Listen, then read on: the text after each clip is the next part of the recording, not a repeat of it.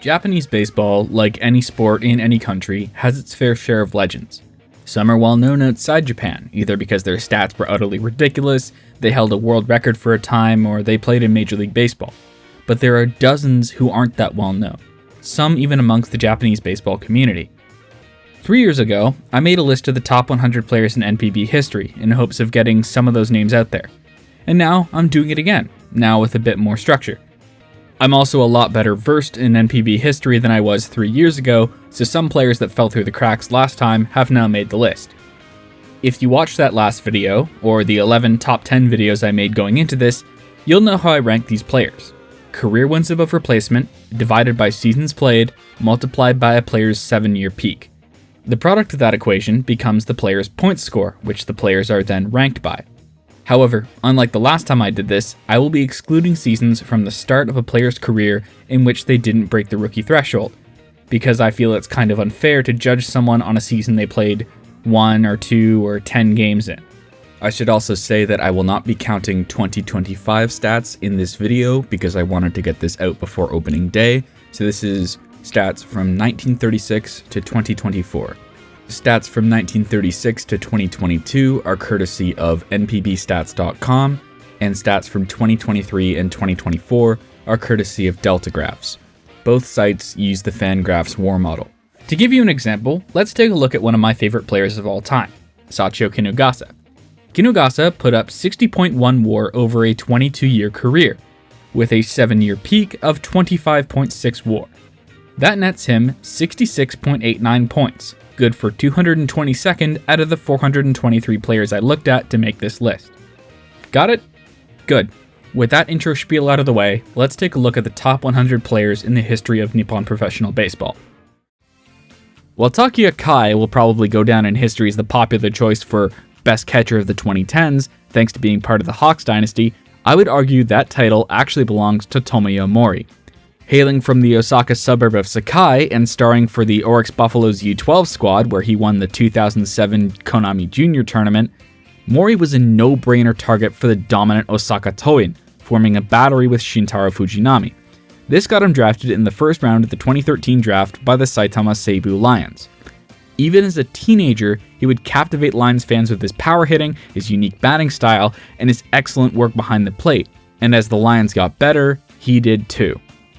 In 2019, he would win Pacific League MVP thanks to a brilliant campaign on both sides of the ball, which saw him win the Best 9 and batting title, as well as put up 7.7 WAR.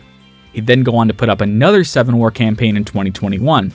As the Lions trended downward, in 2023, Mori decided to return home and join his boyhood club, the Oryx Buffaloes.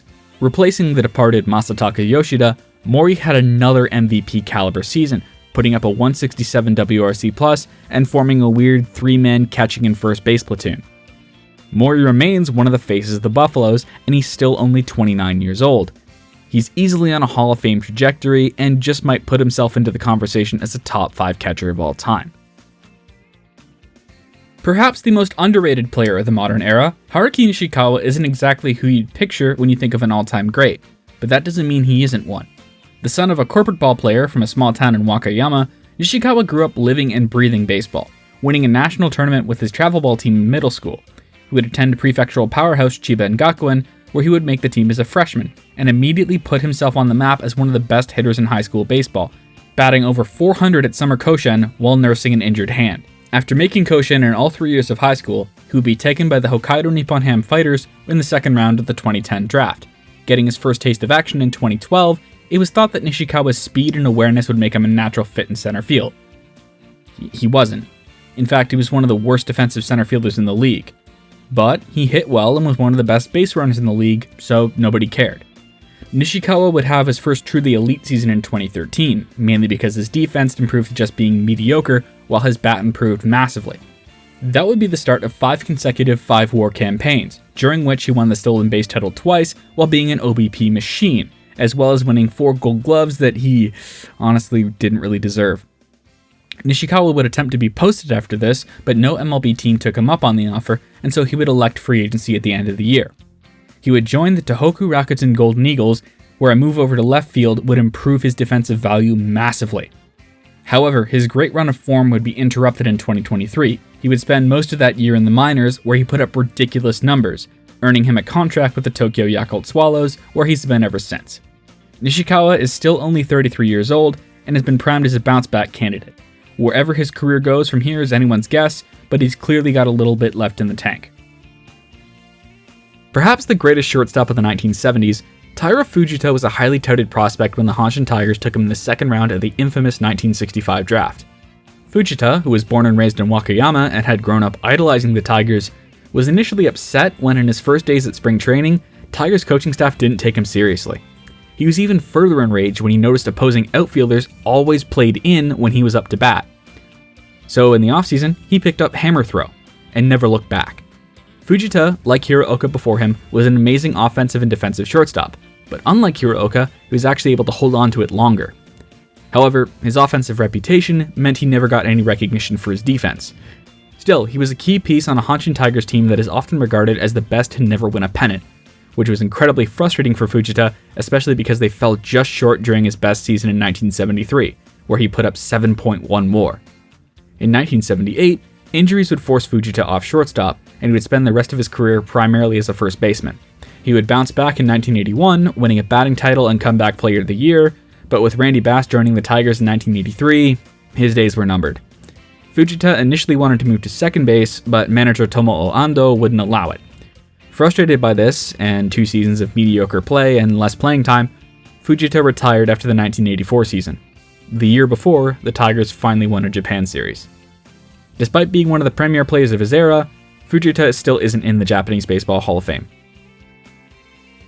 Originally drafted by the Montreal Expos out of high school in 1988, Floridian Tyrone Woods had a long and winding road through the minors. He'd mash his way up to AAA by 1994, but was never called up despite hitting the cover off the ball. Fed up, he left for Mexico. Then Korea announced that they were going to allow foreign players through a draft. Woods threw his name into the running and was taken by the OB Bears second overall. His 5 seasons in Seoul were nothing short of excellent, winning 1998 KBO MVP and a Korean series in 2001. He also set the Bears' single-season franchise home run record, which would hold until 2018. But after a down year in 2002, Doosan lowballed him, so he looked to Japan. He joined the lowly Yokohama Baystars in 2003, where he became the new face of the offense.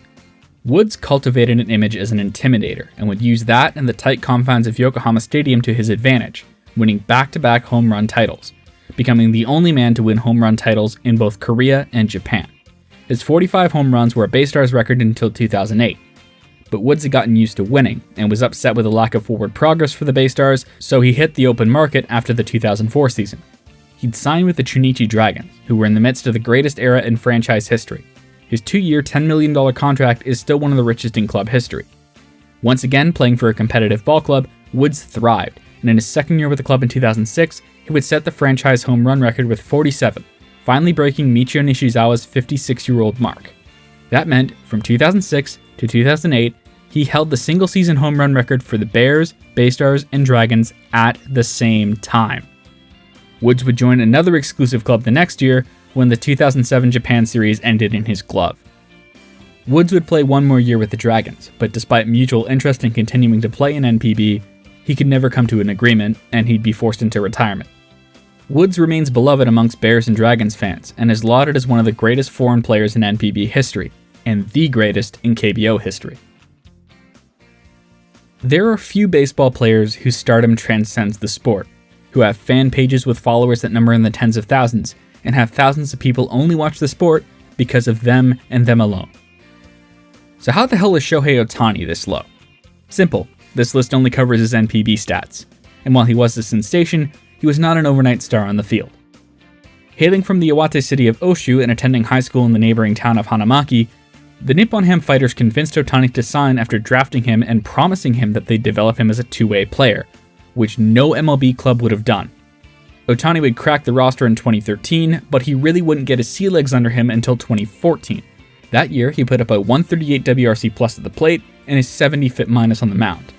The question wasn't if he could be a two-way player, it was whether or not he could keep it up, and 2015 raised concerns. While he was elite on the mound, falling only 19 strikeouts short of a triple crown, he struggled mightily at the plate with a 71 WRC plus, while barely staying above replacement level. Both Japanese and American pundits took this as evidence that he was solely a pitcher. Then 2016 rolled around.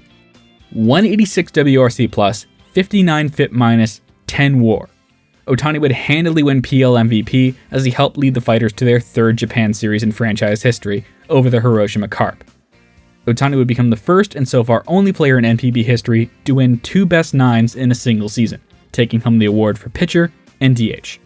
After being sidelined for most of 2017 with injuries, the Fighters kept their promise to Ohtani and posted him early, knowing it would be the last year that they would be able to get a fair price for him until 2019. Since then, he's been in Southern California, and is likely to become the second double Hall of Famer after Ichiro. Some careers burn fast and bright, and none fits that description better than Giichiro Shiraki. Born in Tokyo in 1919, he came up in Keio University's education system, attending both Keio Commercial High School and Keio University, where he was the ace for all of his time there. While he wanted to enter the pro ranks, he was press-ganged into the army pretty much immediately upon his graduation in 1941. Shiraki would survive the war and would be recruited to the Special Alumni Sokeisen against Waseda University 3 months after the end of the war. He threw a complete game shutout and immediately attracted the attention of several pro teams. He would choose the Tokyo Senators and became one of only 2 players that made that team worth watching. Because of this, Shiraki pitched nearly 900 innings in his first 2 years as a pro. So you can imagine, this did not do wonders for his arm, and while he would continue to play, he began openly feuding with his manager based on his overuse. While he generally had the support of his teammates for this, his membership of the Soka Gakkai sect of fanatical Buddhism didn't make him many friends in the locker room. A trade to the Hankyu Braves in 1952 didn't fix his issues, and he would be cut after throwing less than 30 innings for the club, with the Braves calling him a locker room cancer, citing his religious fanaticism. Rather than getting him to change his ways, this only further pushed him into the arms of the Soka Gakkai, especially their political wing, the Komeito Party. He would spend 30 years as a member of parliament before retiring from politics in 1986. Shiraki's 7-year career had a lot of marks on it, but he was still one of the best Japanese pitchers of the 1940s, and is one of the main reasons the team we now call the Hokkaido Nippon Ham Fighters exists today. Born in the city of Yatsuhiro in Kumamoto Prefecture, Nobuhiko Matsunaka didn't particularly turn heads in high school. While he was the best player in his city by a wide margin, Yatsuhiro High could never win the Kumamoto tournament, so he never got any attention from scouts and went undrafted in 1991. However, he did get noticed by Nippon Steel, who hired him for their corporate ball club in Chiba, where he would spend 5 years. After playing for the national team at the 1996 Olympics in Atlanta, NPB teams would finally take notice of him. Feeling homesick, Matsunaka would elect to use his reverse nomination to join the Fukuoka Daiei Hawks back on his home island of Kyushu. While it would take a little bit for him to get used to the pro level, Matsunaka would emerge as one of the Hawks' best hitters in the second half of 1998, and in 1999, it would help the franchise win their first Japan Series title in 35 years. From there, he was one of the best power hitters in the league, grabbing Pacific League MVP in 2000 and helping the Hawks win a second Japan Series title in 2003, winning his first batting title in the process. Then, in 2004, he became the only player in the Heisei era to win a Triple Crown, batting .358 with 44 homers and 120 RBI, all while battling hepatitis, which would hospitalize him in the offseason. Following that, the now 2-time MVP would ask to be a DH, a position he held for the rest of his career. He would nearly win another Triple Crown in 2005, losing the batting title to Kazuhiro Wada. From there, Matsunaka's home run ability would drop off significantly, but he would still win a batting title and an OBP title in 2006. His final hurrah came in 2011 when he won his third Japan Series title, but by then, his career would essentially be over. He'd play a minuscule role on 2 more title-winning Hawks teams before retiring in 2015. Currently on the Hall of Fame ballot, we'll see how the voters treat him, if they come to their senses, that is. Offense wins games. Defense wins championships. Such was the mantra of the Chunichi Dragons in the greatest era in franchise history. And anchoring that team was their shortstop, Hirokazu Ibata. Born and raised in Kawasaki, Ibata entered the national conversation when he helped take Hirokoshi High School to 1993 Summer Koshien. While it didn't get him drafted, it did get him a spot at the powerhouse Asia University. Picked by the Chunichi Dragons in the 5th round in 1997, not much was expected of Ibata when he joined. He was seen as surplus goods in the middle infield thanks to young shortstop Kosuke Fukudome and Korean second baseman Jungbom Lee. But Ibata soon impressed as a defensive wizard on a team that lacked defense, something that had cost them dearly in the 1999 Japan Series. With Fukudome moving to center field in 2001, Ibata quickly became the everyday shortstop. While he still couldn't hit all that well, it was clear to everyone that he was the best defensive shortstop the league had seen in a long time. And when that bat finally came around in 2004, Ibata's profile only grew. During Chunichi's run of 3 Japan Series appearances in 4 years, Ibata was the club's defensive anchor. But after that came problems, the biggest being an eye injury that limited his hitting for the next few years. Although he did put up the best season of his career in 2009 and another elite year in 2012, which got him a roster spot for the 2013 World Baseball Classic. In 2014, he would declare free agency and sign with the Giants, a move that puzzled pretty much everybody because he was seen as excess goods on a team that didn't really need him. And his playing time reflected that. After 2 years of struggling along, he would retire after the 2015 season. Currently on the Hall of Fame ballot, Ibata is also the manager of the Japanese national team at the time of writing this.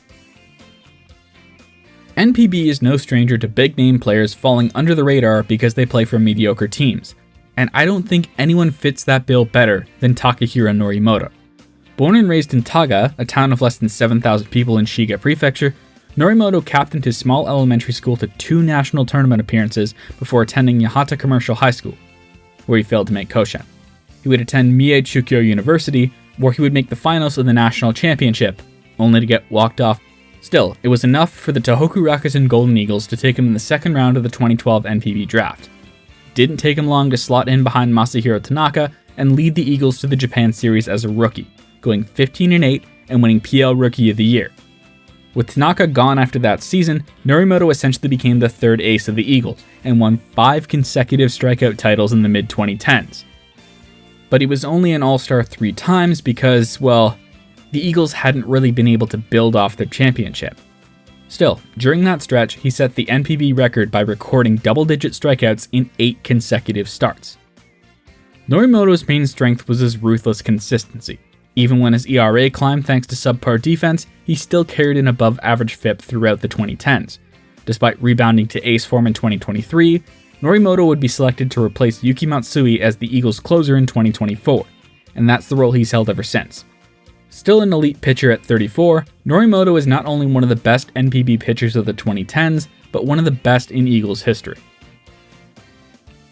Born Masayasu Takamura to Japanese colonists in what is now Gyeongbuk Province, South Korea, Masayasu Kaneda is one of the best players you've never heard of. As a child, his family would move back to Kyoto, and he would be adopted by the chief priest of the Heian Shrine, hence the name change. After starting at Heian High School, he would be signed by the Hanshin Baseball Club in 1942. He would choose going pro over the safer route of going to university because of his family's financial situation. However, the Hanshin Electric Railway Company did work to protect him by giving him an essential job at their Hamada depot. Kaneda would serve as a key piece of Hanshin's 1944 JPBL team, and when the war ended, he would continue to dominate the league, helping the Osaka Tigers win the 1947 title as well.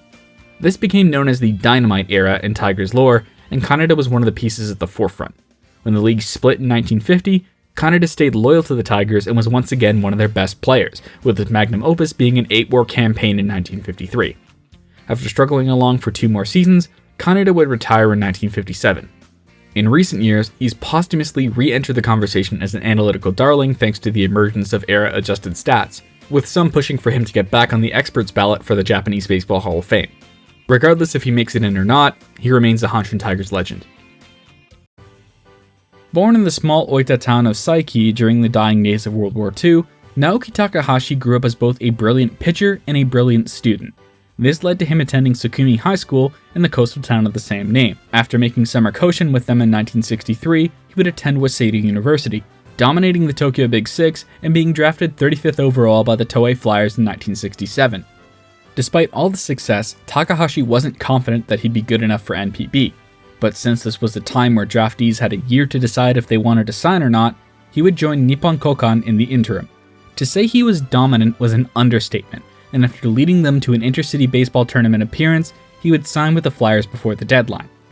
Being a sidearm pitcher with ace potential, he inherited the Flyers' ace number of 21, and he would live up to it almost immediately, becoming the club's ace by 1969. While it would be followed by 3 rather mediocre seasons, by the time Takahashi entered his late 20s, he was unquestionably the ace of the newly renamed Nippon Ham Fighters. He and Kazumi Takahashi would form a deadly 1-2 punch that went largely unnoticed because the Fighters weren't particularly good. Still, he put up 5 consecutive 5-war campaigns after turning 30, earning him a reputation as an ageless wonder. But he was getting up there in age, and so the fighters, known for their wheeling and dealing, looked to move him. He would be traded to the Hiroshima Carp for closer Yutaka Inatsu. His year and a half in Hiroshima was bad. There's no other way of saying it. So the Carp would look to offload him, trading him to the Seibu Lions midway through the 1982 season. Almost as if by magic, Takahashi returned to form and helped the Lions win the first 2 rings of the Invincible Dynasty. He would spend the final year of his career with the Yomiuri Giants in 1986 before retiring, becoming the last player born during World War II to do so. The word underrated is overused, but it's fairly safe to call Naoki Takahashi underrated. One of the greatest base stealers of all time, Isao Shibata was born and raised in Yokohama in 1944. He would pick up baseball in the early 1950s when his elementary school played against the children of US military personnel in a joint effort to bridge the gap. He turned out to be pretty good at it, and would be recruited by Hosei University's second high school, one of the best schools in Kanagawa at the time. With them, he'd be the ace of the staff, making several Koshien appearances before being signed by the Yomiuri Giants in 1962. Like a certain teammate of his, he quickly found out that he wasn't able to pitch at the NPB level, and so he switched to playing center field. A natural righty, the preference for left-handed hitters led to him becoming Japan's first true switch hitter. Shibata proved to be the piece the Giants were missing, and he'd pick up his first championship with them in 1963. Then the V9 hit in 1965. In those 9 seasons, Shibata would make his presence known as one of the best outfielders in the league, while also stealing an average of 30 bags per year while being a sneakily good bat. Just another one of the embarrassment of riches on that Giants team. Despite being younger than the power duo of Owen Nagashima, Shibata worked to keep the 2 superstars grounded once the dynasty ended, and filled in Nagashima's shadow as the Giants' number 2 man on the field. As he crested into his 30s, his career would see a renaissance as he helped the Giants grab back-to-back pennants in 1976 and 1977, in what was widely seen as the final hurrah of the 60s superstar squad. But age catches up to everyone, and by 1981, Shibata would be relegated to being a pinch hitter. He won his 11th ring, then he retired. His 579 steals sits 3rd in NPB history and 25th in all of baseball. You'd think with a resume like that, and the fact that he's a 70-war player who played for a popular and dominant team, means that he'd be in the Hall of Fame, right? Nope. For some reason he never got the nod, and the subsequent experts ballots have left him off as well. Born and raised in Osaka and drafted fresh out of Osaka Toen High School by the Saitama Seibu Lions in 2008, following their 13th Japan Series title, it would take a couple years for Hideto Asamura to get going, but when he finally broke out for real in 2013, there was no stopping him. Since 2015, there have been few players as consistently good as Hideto Asamura. As the Lions slowly got back into form in the 2010s, Asamura was one of the faces of a new Lions team that looked like they were going to re-emerge as the Kings of the Pacific League. Except they didn't. But still, Asamura was consistently a great bat that often competed for the RBI title thanks to the sheer offensive prowess of his club. In 2018, he'd have a career year as the Lions finished first for the first time in a decade, with his 127 RBI being the most ever by a PL second baseman, as well as being a Lions franchise record. But then he hit free agency.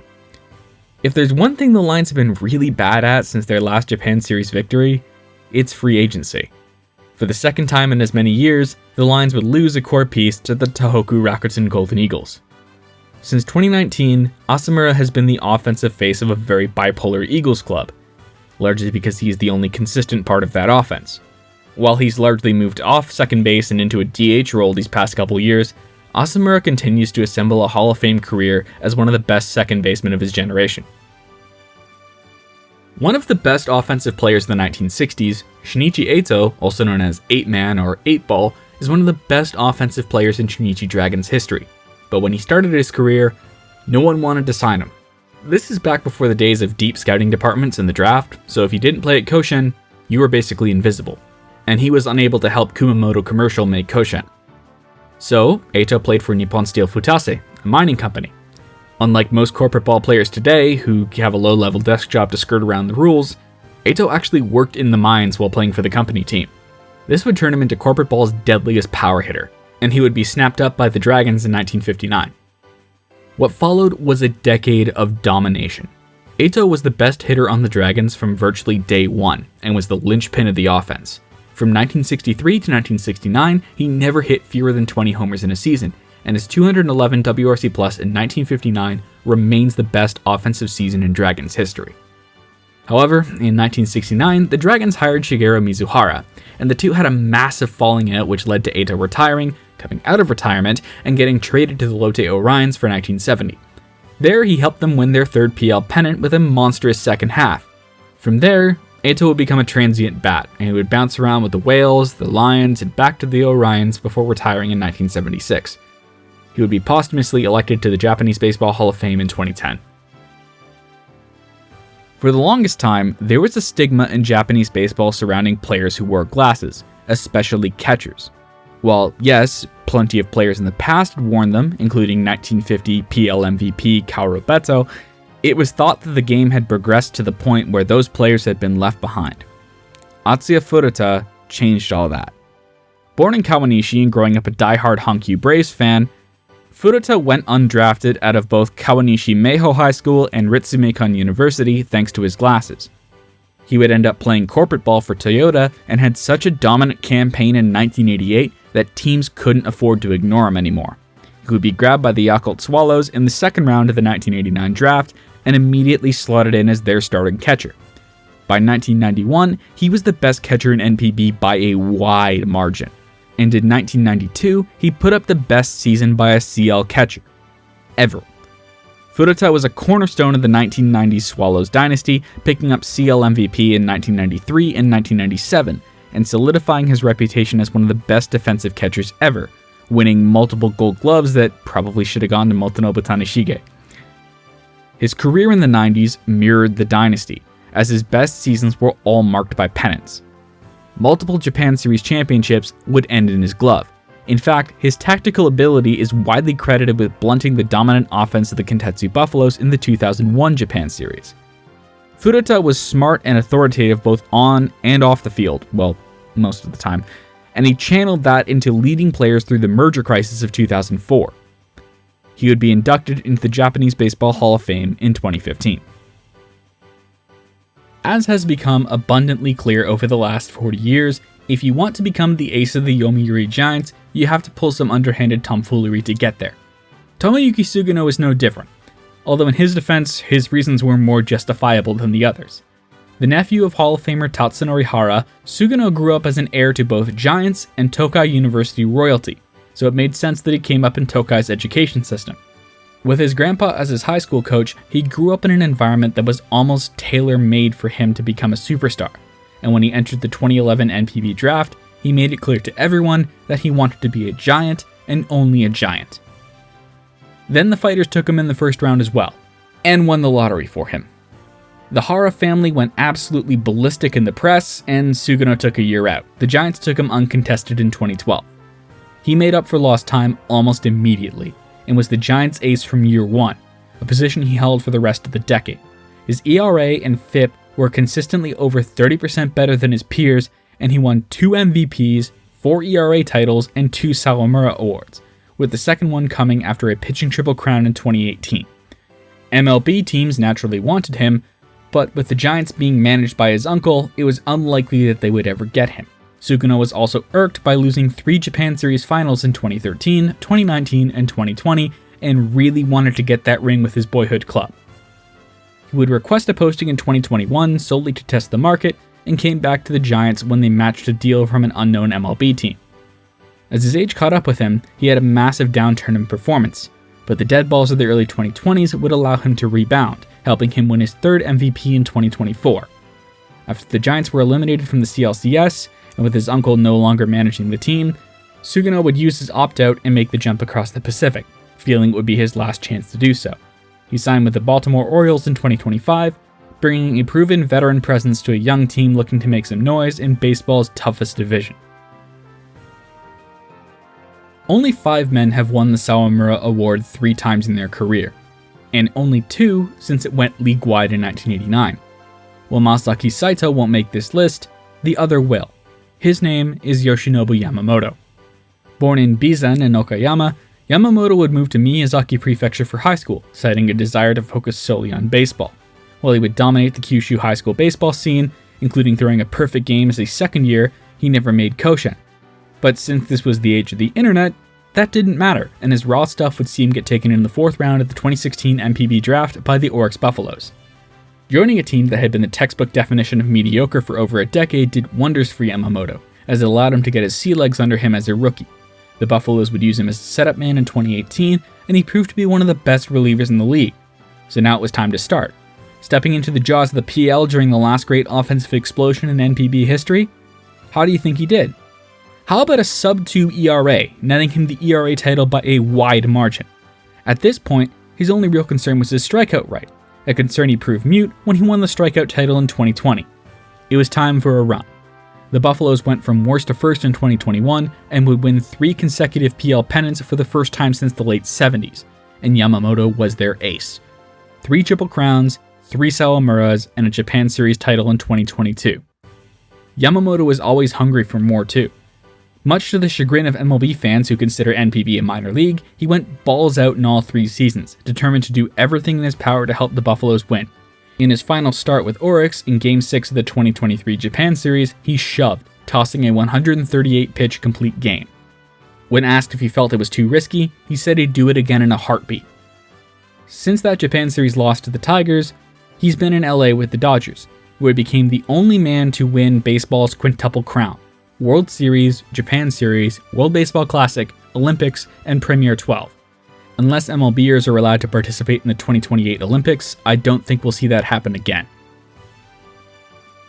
After a decade of mediocrity and changing their name, the Yokohama BayStars decided to refresh their foreign core using the same method they'd used in 1970. Get some young guys with big league experience who are frustrated by their current situation in MLB. So they grabbed a 25-year-old second baseman from the Angels named Bobby Rose. Rose stepped in and immediately put up a 150 WRC+ in his first year in NPB, winning the RBI title and being named to the best 9. Surely this was the start of a long, fruitful career, right? Well, see, people soon realized why the Angels had been so reluctant to play him. He couldn't exactly field all that well. From 1994 to 1996, he was the worst defensive middle infielder in NPB. He wouldn't match his rookie NPB season until 1997, by which time he'd mostly sorted out his defensive issues and would become the anchor of what became known as the machine gun offense. In 1998, he was a core piece of the franchise's second Japan Series championship, starting the 4-6-3 double play that clinched it. The next year, as the ball started to finally fly again, he'd catch fire. 369, 37 homers, a franchise record 153 RBI, and a CL record 192 hits. Roberto Perugini and Hideki Matsui would prevent him from winning a Triple Crown, but it was still one of the best offensive seasons of the era. While he would obviously take a step back in 2000, he was still the face of the BayStars. Small problem, the BayStars didn't want to pay him like he was the face of the franchise, so he left in a huff. He would attempt to come back in 2003 with the Marines, but retired for good before the season after deciding that his heart wasn't in it anymore. Regardless, Rose remains one of the best foreign players in NPB history. Not to be confused with the female pro bowler of the same name, Hiromi Matsunaga didn't have the most straightforward route to baseball stardom, because he didn't want to be a baseball player. Watching Japan win bronze at the Mexico Olympics in soccer, Matsunaga threw himself into the sport, but with his parents unwilling to move from Kitakyushu to Oita so he could play at a higher level, he was forced to give it up. Then he discovered baseball, and fell in love again. Attending Kokura Tech in Fukuoka, he was the best player on the team by a country mile, but his coach seemed to put a weird sense of superiority and hierarchy over, winning games. So he and Matsunaga would fight openly. This got noticed by a scout for the Hankyu Braves, who got him to drop out and sign with them in 1978. While he wouldn't crack the big club until 1981, when he did, he quickly became one of the best players in the PL, helping the Braves re-establish themselves as a top club in the Pacific League, with his 130 WRC+ as a switch hitter and Gold Glove caliber defense at third base. He would be a huge part on the 1984 Braves, the last team to win a PL pennant under Hankyu's ownership. Despite the team sliding back through the standings, Matsunaga was content to give everything to the only club he'd ever known. Then Oryx happened. While things were fine initially, when Oryx changed the team's name to Blue Wave in 1991, he was one of several veteran players who were openly upset by the rebrand. He also hated Masahiro Doi's new vision, in which defense trumped offense. Given the fact that the Braves had been one of the best offensive teams in the league, this did not go over well. He would eventually have enough and declare free agency, spending a year with the Hanshin Tigers, but a disappointing season made him declare free agency again and return to Kyushu with the Fukuoka Daiei Hawks.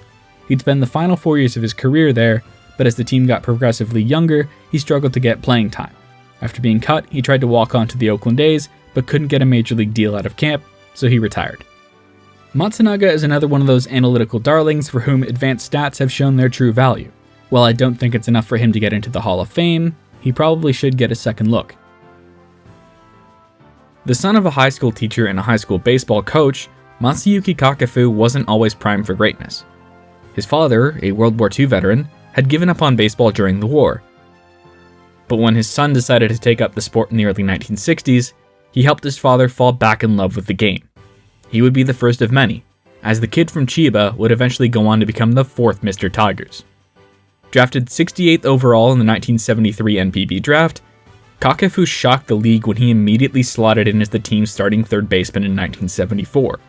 Not only was he able to play, he was able to hold his own quite well, and by 1976 he was the best third baseman in NPB, and once the turn of the 80s rolled around, he was the best player in NPB, period, leading the league in WAR in 1979, 1981, and 1982. It could have been 4 years in a row, but a knee injury severely hampered him in 1980. His 1979 season, in fact, would see him hit 48 bombs and put up a 184 WRC+, while also playing plus defense. Still, Kakefu remained the face of a Hanshin Tigers team that looked like it could do great things if they just got everything right.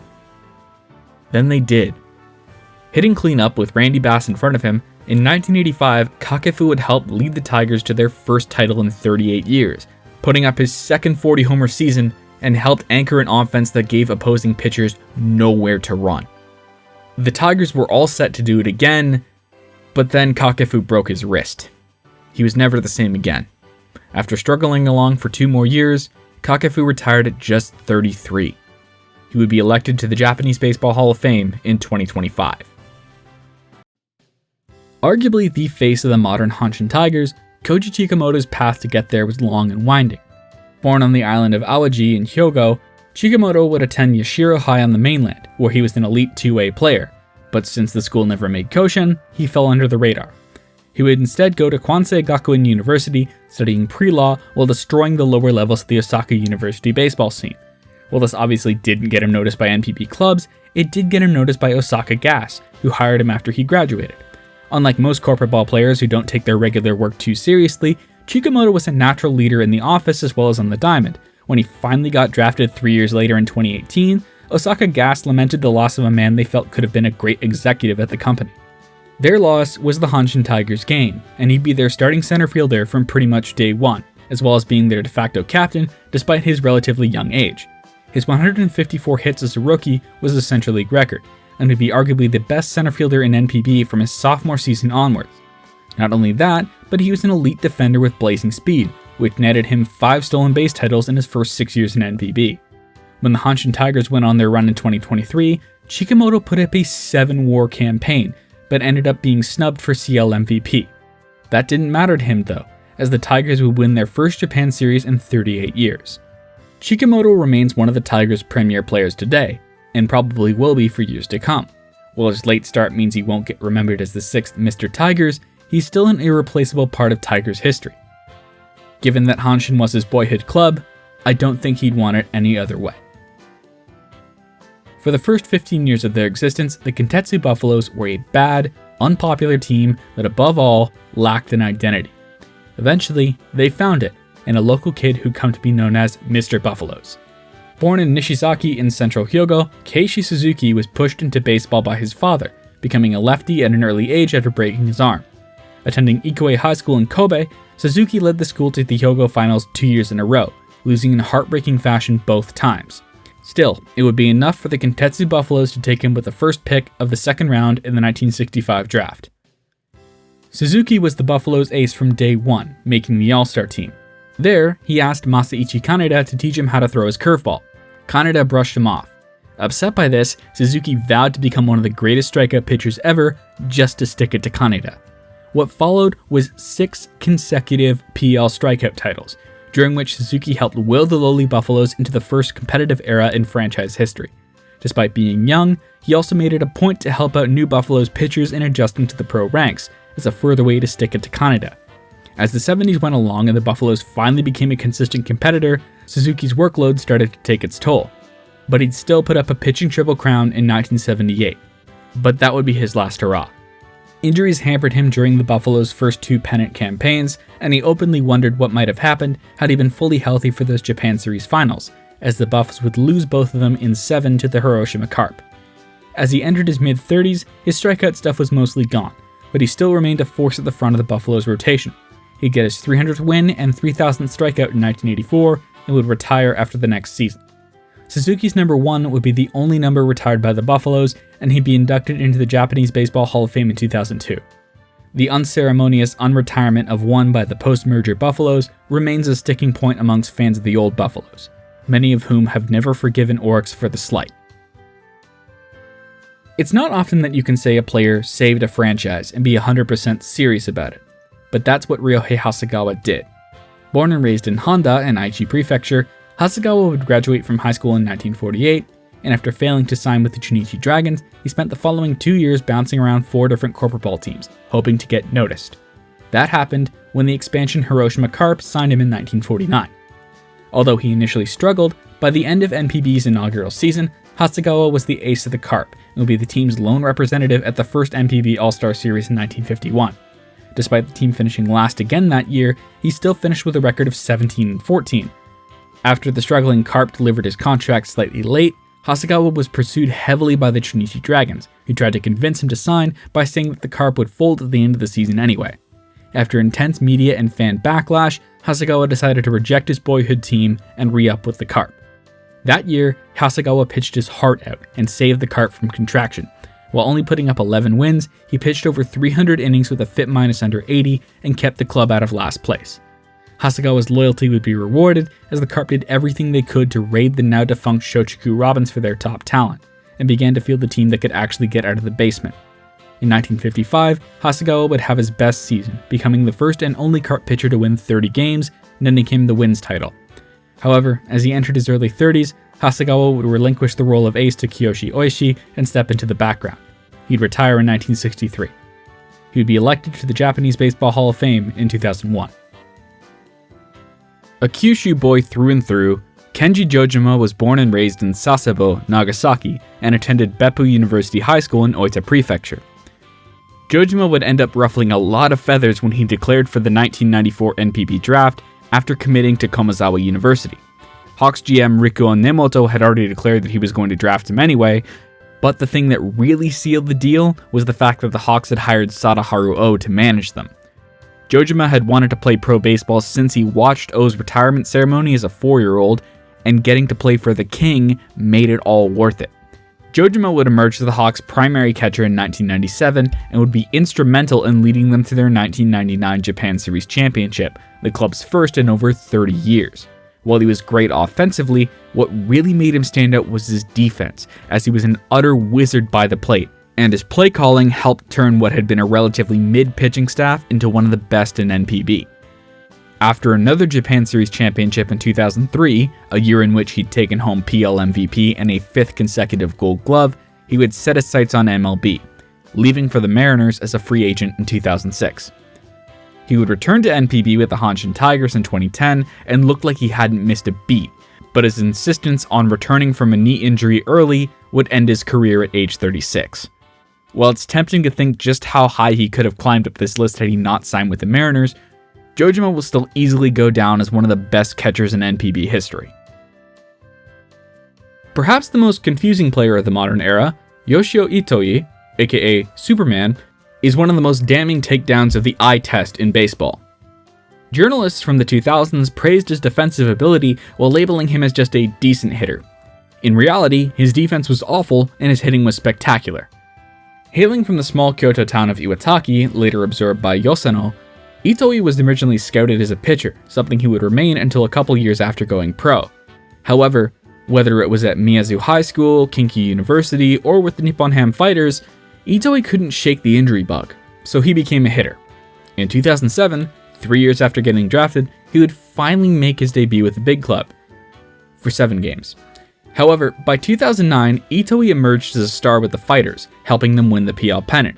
He'd do it again in 2012, but after the season he would return to Kansai with the Oryx Buffaloes in a trade. Throughout his time with the Fighters and Buffaloes, Itoi would average 15 homers, 25 steals, a 140 WRC+, and 5 WAR per year for 8 years, making him one of the most consistently great players of his era. Then he declared free agency in 2016. Despite Oryx offering him another 4-year contract that would make him one of the highest paid players in NPB at the time, he signed with his boyhood team, the Hanshin Tigers. Itoi's time with the Tigers was iffy, as again, say it with me now, age and injuries took their toll. He would retire after the 2022 season. The biggest debate when it comes to Itoi is whether or not he will be a Hall of Famer. Will his reputation as a 5-tool player carry him through, or will a deeper dive into his stats bury him? Only time will tell. Personally, I think he's a borderline case. Known as the human locomotive, Tetsuya Yoneda was the son of a charcoal merchant from the tiny town of Oshinotsu in northern Tottori, which even today has fewer than 2,000 people. He starred in junior high in the neighboring city of Yonago and then at Sakai High School. Although he initially planned on going to university, the Hanshin Tigers and the Hankyu Braves got into a bidding war for him, and both signed him to a contract. Although he participated in spring training as a Tiger, the fact that he'd signed with the Braves first led to NPB Commissioner Noboru Inoue decreeing that Yoneda's rights belonged to the Braves. The Braves would sweeten the deal by giving Yoneda the coveted ace number of 18 to ensure he wouldn't appeal. He'd live up to the number very quickly, putting up over 12 WAR before he even turned 20, and having his first 20-win season as a 19-year-old in 1957. From there was no looking back. His career wouldn't be plentiful in terms of awards. Yoneda was ruthlessly consistent. While his ERA fluctuated and was at times even below average, as seen in 1963, Yoneda consistently carried a FIP minus in the 80s, and won game after game just by sheer brute force, hence his nickname. Despite the Giants trying to trade for him twice in the early 60s, Yoneda remained a Brave as they entered their golden age, winning MVP in 1968 as the Braves won 5 pennants in 6 years, sadly losing all 5 to the Giants' V9 dynasty.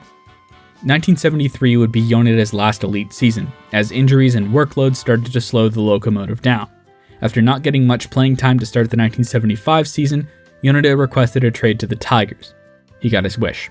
In a cruel twist of fate, 1975 would be the year the Braves finally won their first Japan Series title. Yoneda would spend his final season with the Kintetsu Buffaloes in 1977, reaching 350 wins before retiring. He sits second in NPB history in wins and third in strikeouts, and is one of the greatest pitchers to never win the Japan Series. He would be inducted into the Japanese Baseball Hall of Fame in 2000. Born on the island of Osakikamijima in the Inland Sea, Choji Murata first fell in love with baseball when his father took him into Hiroshima to watch a Carp game. Seeing the Carp get a massive outpouring of love despite being a bad team made him decide then and there that baseball was all he wanted to do. Murata would dominate at Fukuyama Tech, reportedly having a 90-mile-per-hour fastball in the 10th grade, and made such an impression that he was a no-doubt first-round pick despite never making Koshin. He wanted to go to the Carp, and the Carp wanted him, but the Carp were assigned the 12th overall pick in the draft, so they could only watch as the Tokyo Orions took him 6th overall. Murata would sign with them, but struggled in his first few years with the club. Luckily for him, the Orions had a wealth of veteran pitchers for Murata to learn from, and he wouldn't pass up on the opportunity. Becoming the swingman on the 1970 pennant-winning team, he would emerge at the front of the rotation in 1971. By 1974, he'd helped the Orions win their second Japan Series title. Murata would make history the next year, as he would become a swingman again and become one of only 4 pitchers to lead the league in ERA and saves. From there, Murata went back to the front of the Orions rotation, and for the first time, he was well and truly their ace. He'd win 3 strikeout titles in the late 70s and capped it off with the 1981 season where he got 2/3 of the way to a Triple Crown. But that was the year he also destroyed his elbow. So in 1982, he took another historic leap, becoming the first Japanese pitcher to get Tommy John surgery. By 1985, Murata was back, and hailed as an ageless wonder by the press. He had his final hurrah in 1989, putting up a 2.50 ERA with a 60 ERA- and winning the ERA title as a 40-year-old. He would retire in 1990 and be inducted into the Japanese Baseball Hall of Fame in 2005. He's still widely regarded as the greatest pitcher in Orion's Marines franchise history. I'd hazard to guess that there isn't a foreign NPB star as controversial as Alex Cabrera. Hailing from the town of Caripito in northern Venezuela, Cabrera was initially signed by the Cubs as an international free agent in 1991, but failed to get out of A+ ball, so he went to Mexico and became a superstar, catching the attention of the CPBL's China Trust Whales. After a season of domination in Taiwan in 1999, he signed with the D-backs and made his MLB debut in 2000, playing 30 games. That's when the Cebu Lions snapped him up. In his first NPB season in 2001, he became the face of the Lions offense, bashing 49 homers. But unlike other foreign stars like Tuffy Rhodes, he was widely despised. Why? Look at the man. While steroids wouldn't be illegal in NPB until 2008, any player who did them, or was suspected of doing them, was widely rejected by fans of opposing teams and their opponents, which is why multiple teams walked him in 2002 to prevent him from getting the home run record. It wasn't just Owen the Hawks, it was that obvious. The only reason he even got to 55 in the first place was PL record holder Tuffy Rhodes told Buffalo's pitchers to throw to him as they had tried to pitch around him to protect Rhodes' record. Cabrera would win MVP that year, but the Lions would lose the Japan Series. Cabrera would stay with the Lions until 2007, winning a Japan Series in 2004. Then he got named in the Mitchell Report after it was found that he had Winstrol pills in his possession in Arizona. The Lions, unsurprisingly, didn't want him back after that, and he signed with the Buffaloes. After a 2009 season in which he helped the Buffaloes make their first playoff appearance since 1996, he would lose his foreign player designation, and in 2011, he joined the Fukuoka SoftBank Hawks, helping them win the 2011 Japan Series. He'd leave NPB after the 2012 season.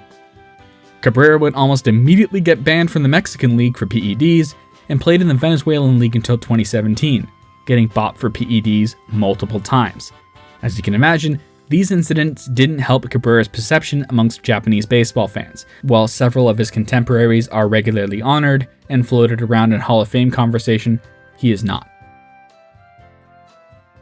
Originally a 16th round pick in the 1979 MLB draft by the San Francisco Giants, Tom O'Malley rocketed through the minors and made his MLB debut at just 21 years old in 1982. However, for most of the 80s, he couldn't be anything more than a journeyman bench bat. After turning 30 on Christmas Day 1990, he decided to look elsewhere. Joining the Hanshin Tigers for 1991, O'Malley didn't realize the shadow he was stepping into by donning the pinstripes, as the club was just 3 years removed from Randy Bass. Of the dozens of players who've been hailed as Randy Bass replacements, O'Malley might have been the only one who's even come close. For 4 seasons, he anchored what was a dreadful Hanshin Tigers offense, helping them nearly make some noise in 1992. In particular, O'Malley was an OBP god, including a ridiculous .460 on-base percentage in 1992. But alas, the Tigers were terrible, and O'Malley was rapidly pricing himself out of their pockets, so they offered him a deal. The Tigers fielded trade offers for him, and let him pick where he wanted to go. He could either stay in Kansai and join the ascendant Oryx Blue Wave, or head to Tokyo and join Japan's team of the 90s, the Yakult Swallows. O'Malley chose the latter, immediately won CL MVP, a Japan Series title, and Japan Series MVP. Unfortunately, despite playing well in 1996, the Swallows would choose to move on after their regular even-year struggles. After failing to make the Texas Rangers out of camp, O'Malley would retire. O'Malley remains a beloved figure among both Tigers and Swallows fans, and was actually tapped to manage Sendai Livdor Phoenix in 2005, but that fell through when they lost the expansion bid, which is probably for the best. Nicknamed Macho Man, Masataka Yoshida was one of the key pieces that turned the Oryx Buffaloes from a joke of a franchise to one that dominated the early 2020s. Originally hailing from Fukui and attending the dominant Suruga Keihi High School, Yoshida would attend Aoyama University. He would go on to dominate the Toto University Baseball League, which led the Oryx Buffaloes to take him in the first round of the 2015 draft. He was initially confused by the pick as he felt the Buffaloes already had a strong outfield, but he stepped in and was a dominant force from pretty much day one. While injuries hampered his first 2 seasons, he would jump from that to an Iron Man streak that lasted 3.5 years, all while being the offensive face of the Buffaloes. That continued when the Buffaloes pulled off their last of first run in 2021, with Yoshida putting up a 193 WRC+. He then won up that with a 200 WRC+, giving him the second best offensive season in B's franchise history. When the 2022 Japan Series came around, Yoshida would make up for 2021's defeat, playing his heart out and walking off Game 5 with a towering third deck blast. Since 2023, he's been with the Boston Red Sox, and while he hasn't come anywhere close to his NPB numbers, he is still a plus bat on a team that needs him.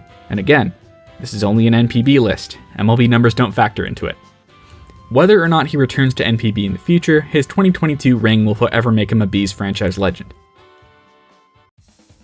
Japanese baseball's first American superstar, Tadashi Henry Wakabayashi was born and raised in Wahiawa in central Oahu to parents who had emigrated from Hiroshima. He was the ace of William McKinley High School in Honolulu and was selected to represent Hawaii on a Japanese tour in 1928. Hosei University noticed him on that tour and tried to enroll him, but the other Big Six schools accused them of trying to use an ineligible player.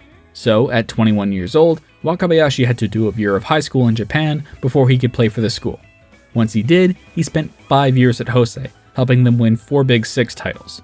After going to work for Nippon Columbia, where he became close friends with several prominent members of the Tokyo jazz scene, the Osaka Tigers would recruit him in 1936, and Wakabayashi quickly became their ace. In the process, he became the reason that NPB aces were 18, as he chose the number after the team had offered him 4 because he was American. Wakabayashi would help the Tigers unseat the Giants at the top of the JPBL in 1937, and in 1939 he would absolutely dominate, putting up a 1.09 ERA in 330 innings of work, setting a new Tigers record. He'd one up that in 1943 with a 1.06 ERA in 415 innings as a player manager. That would be the Tigers' franchise ERA record until 1970. In the shortened 1944 season, he became the first player manager to win a championship in Japan, and would take home JPBL MVP in the process. Wakabayashi would stay on as the Tigers manager after the war and continued to be their ace throughout the 1940s. He'd win another championship and MVP at the helm of the club in 1947, but a growing rift between him and management would see him leave for the Mainichi Orions in 1950. While he wouldn't be the ace of the Orions, with that being Atsushi Aramaki, he did pitch for them in the Japan Series, becoming the first American to win it. Wakabayashi would retire at 45 years old in 1953, and he'd be the first American inducted into the Japanese Baseball Hall of Fame in 1964, the year before he passed away. Born in Kobe and spending his teenage years in Kaohsiung, Taiwan, Hiroshi Oshita was a baseball star from a fairly young age. It got to the point where he was forced to live in the dorms at Kaohsiung Commercial High School because women wouldn't leave him alone. Attending Meiji University during World War II, the Army Air Force would mobilize him, and after learning to fly, he was almost forced into a kamikaze unit, only to be saved when he was selected for officer training. Oshita would survive and finish his degree at Meiji University. Desperate for money and having lost contact with his mother, who was still stuck on Taiwan, Oshita jumped at the chance to join the newly formed Tokyo Senators. Like in high school, he was the best and most popular player on the team, and would become Baseball Magazine's first ever cover athlete in 1946. Oshita was one of the JPBL's first premier players, gaining the nickname the Blue Bat. His stardom would convince the Tokyo group to buy his struggling club, essentially saving them from contraction.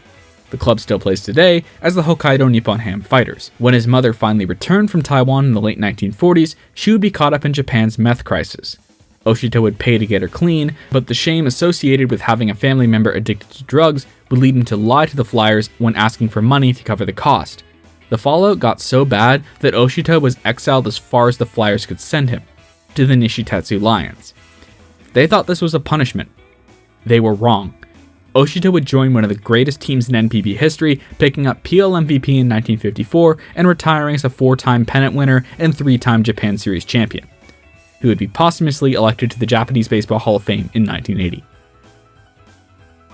The fourth of 5 children from the town of Koromo in what is now Toyota, Aichi Prefecture, Tadashi Sugiura was a star pitcher from an early age, but he lacked one key thing: control. He was essentially the textbook definition of effectively wild, which made him perfect for Rikyo University. Rikyo University often gets the scraps when it comes to the Big Six, and they saw Sugiura as an unpolished diamond. His issues would be fixed when he started throwing sidearm, straddling the line between a traditional sidearm and a submarine. Still, he was throwing 92 from that position, and he, along with Shigeo Nagashima, helped Rikyo win back-to-back Big Six titles in their senior year, ushering in a golden age for the school. That would get him signed by the Nankai Hawks in 1958. The Hawks had since fallen behind the Nishitetsu Lions as the kings of the Pacific League, and they saw Sugiura as their ticket back to the top. They were right. In 1958, Sugiura put up a 2.05 ERA and won PL Rookie of the Year, but it was nothing compared to what he did in 1959. A 1.41 ERA and 62 FIP minus in 371 innings of work, 336 strikeouts, MVP, a Triple Crown, 11.5 FWAR, 15.2 RWAR. He would pitch in all 4 games as the Hawks swept the Yomiuri Giants for their first Japan Series title. A year later in 1960, he would put up an 8-WAR campaign and win another strikeout title. He also almost became the first Japanese MLBer, as the Hawks had a preliminary agreement with the Chicago White Sox to loan them Sugiura if they were to fall out of contention or run away with the pennant. Unfortunately for the Chi Sox, the Hawks and the Orion's pennant race went down to the wire, and Sugiura would stay in Osaka. As you can imagine, back-to-back 300-inning seasons does not do wonders for a pitcher's health, and while Sugiura would be at the front of the Hawks rotation until their second title in 1964 and would hold on until 1970, he was never quite the same pitcher as he was in his early years. Still, his 11.5 WAR campaign is the best by any pitcher in the NPB era, and Sugiura would be elected to the Japanese Baseball Hall of Fame in 1995. Only 4 men in all of baseball have hit over 500 home runs and never led their league in homers even once. Rafael Palmeiro, Frank Thomas, Sachio Kinugasa, and Kazuhiro Kiyohara. Born and raised in Osaka, but idolizing Sadaharu Oh and the Yomiuri Giants growing up, Kiyo survived hellish conditions at Osaka high school powerhouse PL Gakuen and made himself the top prize in the 1986 draft. Despite 6 teams selecting him, Kiyohara went to the dominant Seibu Lions. It was an impact piece pretty much from day one. In a decade with the Lions, Kiyohara averaged 30 homers a year, and his WRC plus would never drop below 142. Most of the time, it was in the high 160s. He helped the Lions win 6 titles and 8 pennants in that span. But as soon as Kiyohara became a free agent, he bolted to the Giants, reportedly turning down a 10-year, $30 million contract from the Hanshin Tigers to do so. There, he joined his high school teammate and close friend Masumi Kuwata to win 2 more championships in the orange and black, looking noticeably bigger. Regardless, he kept up his production until he was let go after the 2005 season after hitting his 500th homer. He would spend 3 years with the Oryx Buffaloes, even though he only played in 2 of them, and would retire in 2008. As alluded to earlier, Kiyohara's main strength was his ruthless consistency. However, because of that, his trophy case remains surprisingly empty, with the only stat he ever led a league in being on-base percentage. And even then, he only did that twice. Still, I don't think he cares. He hit 525 home runs and won 8 titles. While he probably won't ever make the Hall of Fame thanks to character issues, he will forever be remembered as the uncrowned king. It's times like this that I'd like to remind people that this is an NPB-only list, because his recent struggles have made a lot of people forget just how good Kenta Maeda was in his prime. Hailing from Tadaoka on the outskirts of Osaka, Kenta Maeda was a top athlete in middle school, be it baseball, soccer, or swimming. His desire to become a pro baseball player led him to enroll at PL Gakuen. He would dominate the Osaka baseball scene and make multiple Koshin appearances, so the Hiroshima Carp would use everyone's focus on Masahiro Tanaka to take him uncontested in the first round of the 2006 high school draft. While Maeda wouldn't crack the roster until 2008, when he did, he was a solid mid-rotation arm. He would be the last Carp pitcher to get the win at the old Hiroshima Municipal Stadium. With the Carp moving into Mazda Stadium, Maeda flourished as an ace, and in 2010, he'd become the first Carp pitcher to put up a Triple Crown and win the Sawamura Award. This is all despite the Carp still being a bad team, and finishing 5th in the CL. He would keep up his domination through the early 2010s, as the Carp started to tool up for a run. Maeda would win back-to-back ERA titles in 2012 and 2013, with the latter netting the Carp their first playoff appearance since 1991. It was clear to everyone that the Carp were going places, but after a 5th place finish in 2015, Maeda decided to request a posting and leave for the Dodgers, meaning the Carp had their pennant three-peat without him. Many Carp fans are still bitter about this and feel that with him in the rotation, they would have won those titles handily. Maeda has been in MLB ever since, with LA, Minnesota, and now Detroit. He's never been quite able to find his form, and as he approaches his 40th birthday, chances of a reunion have become even more slim. Still, During the early 2010s, there were a few NPB pitchers that could match Maeda. If the Pacific League had to choose one player as their offensive face, I think 9 out of 10 people would choose the no-brainer option: Kensuke Kondo. Born and raised in Chiba, Kondo would step onto the national stage when he went across the bay to play for the powerhouse Yokohama High. This netted him a 4th round selection by the Hokkaido Nippon Ham Fighters. While it would take a few years for him to get going, as the Fighters geared up to try and win a title before Shohei wanted out, Kondo would break out too, putting up a 152 WRC plus as a DH. Then he got injured in 2016, but when he came back in 2017, he put up a 231 WRC plus and 4.2 WAR in just 57 games. That is a 10.5 WAR pace. He would be the best player on the Fighters thereafter. However, the post-Shohei Fighters were not good, not making the playoffs after 2018. So it's pretty understandable that when he declared free agency after the 2022 season, he didn't really see a future in Hokkaido. So he signed the largest contract in NPB history with the Fukuoka SoftBank Hawks. Remember how I said that if Kondo had kept up his 2017 pace over a full year, he would have put up a 10-WAR campaign? Well, he's come pretty damn close these past couple of years. In 2023 and 2024, he was simply put the best player in NPB. Not Munetaka Murakami, not Yoshinobu Yamamoto, Kensuke Kondo. He is both an elite contact hitter and an on-base machine, and despite not really being a home run hitter, he found his power stroke in Fukuoka. He also figured out how to play defense, having his first elite defensive seasons as well. Time will tell just how long this lasts, but if one thing is for certain, Kensuke Kondo is the current face of the Pacific League. 8 players have put up an offensive triple crown in NPB history, but only 3 have done it before their 30th birthday. Haruyasu Nakajima and Hiromitsu Ochiai did it when they were 29, and Munetaka Murakami did it when he was 22. Coming out of Kyushu High School in his hometown of Kumamoto, while most of the immediate attention was on Kotaro Kiyomiya going into the 2017 draft, Murakami was considered the backup option by a lot of teams, and the Swallows, Giants, and Eagles took him with their compensation picks when they missed out on Kiyomiya.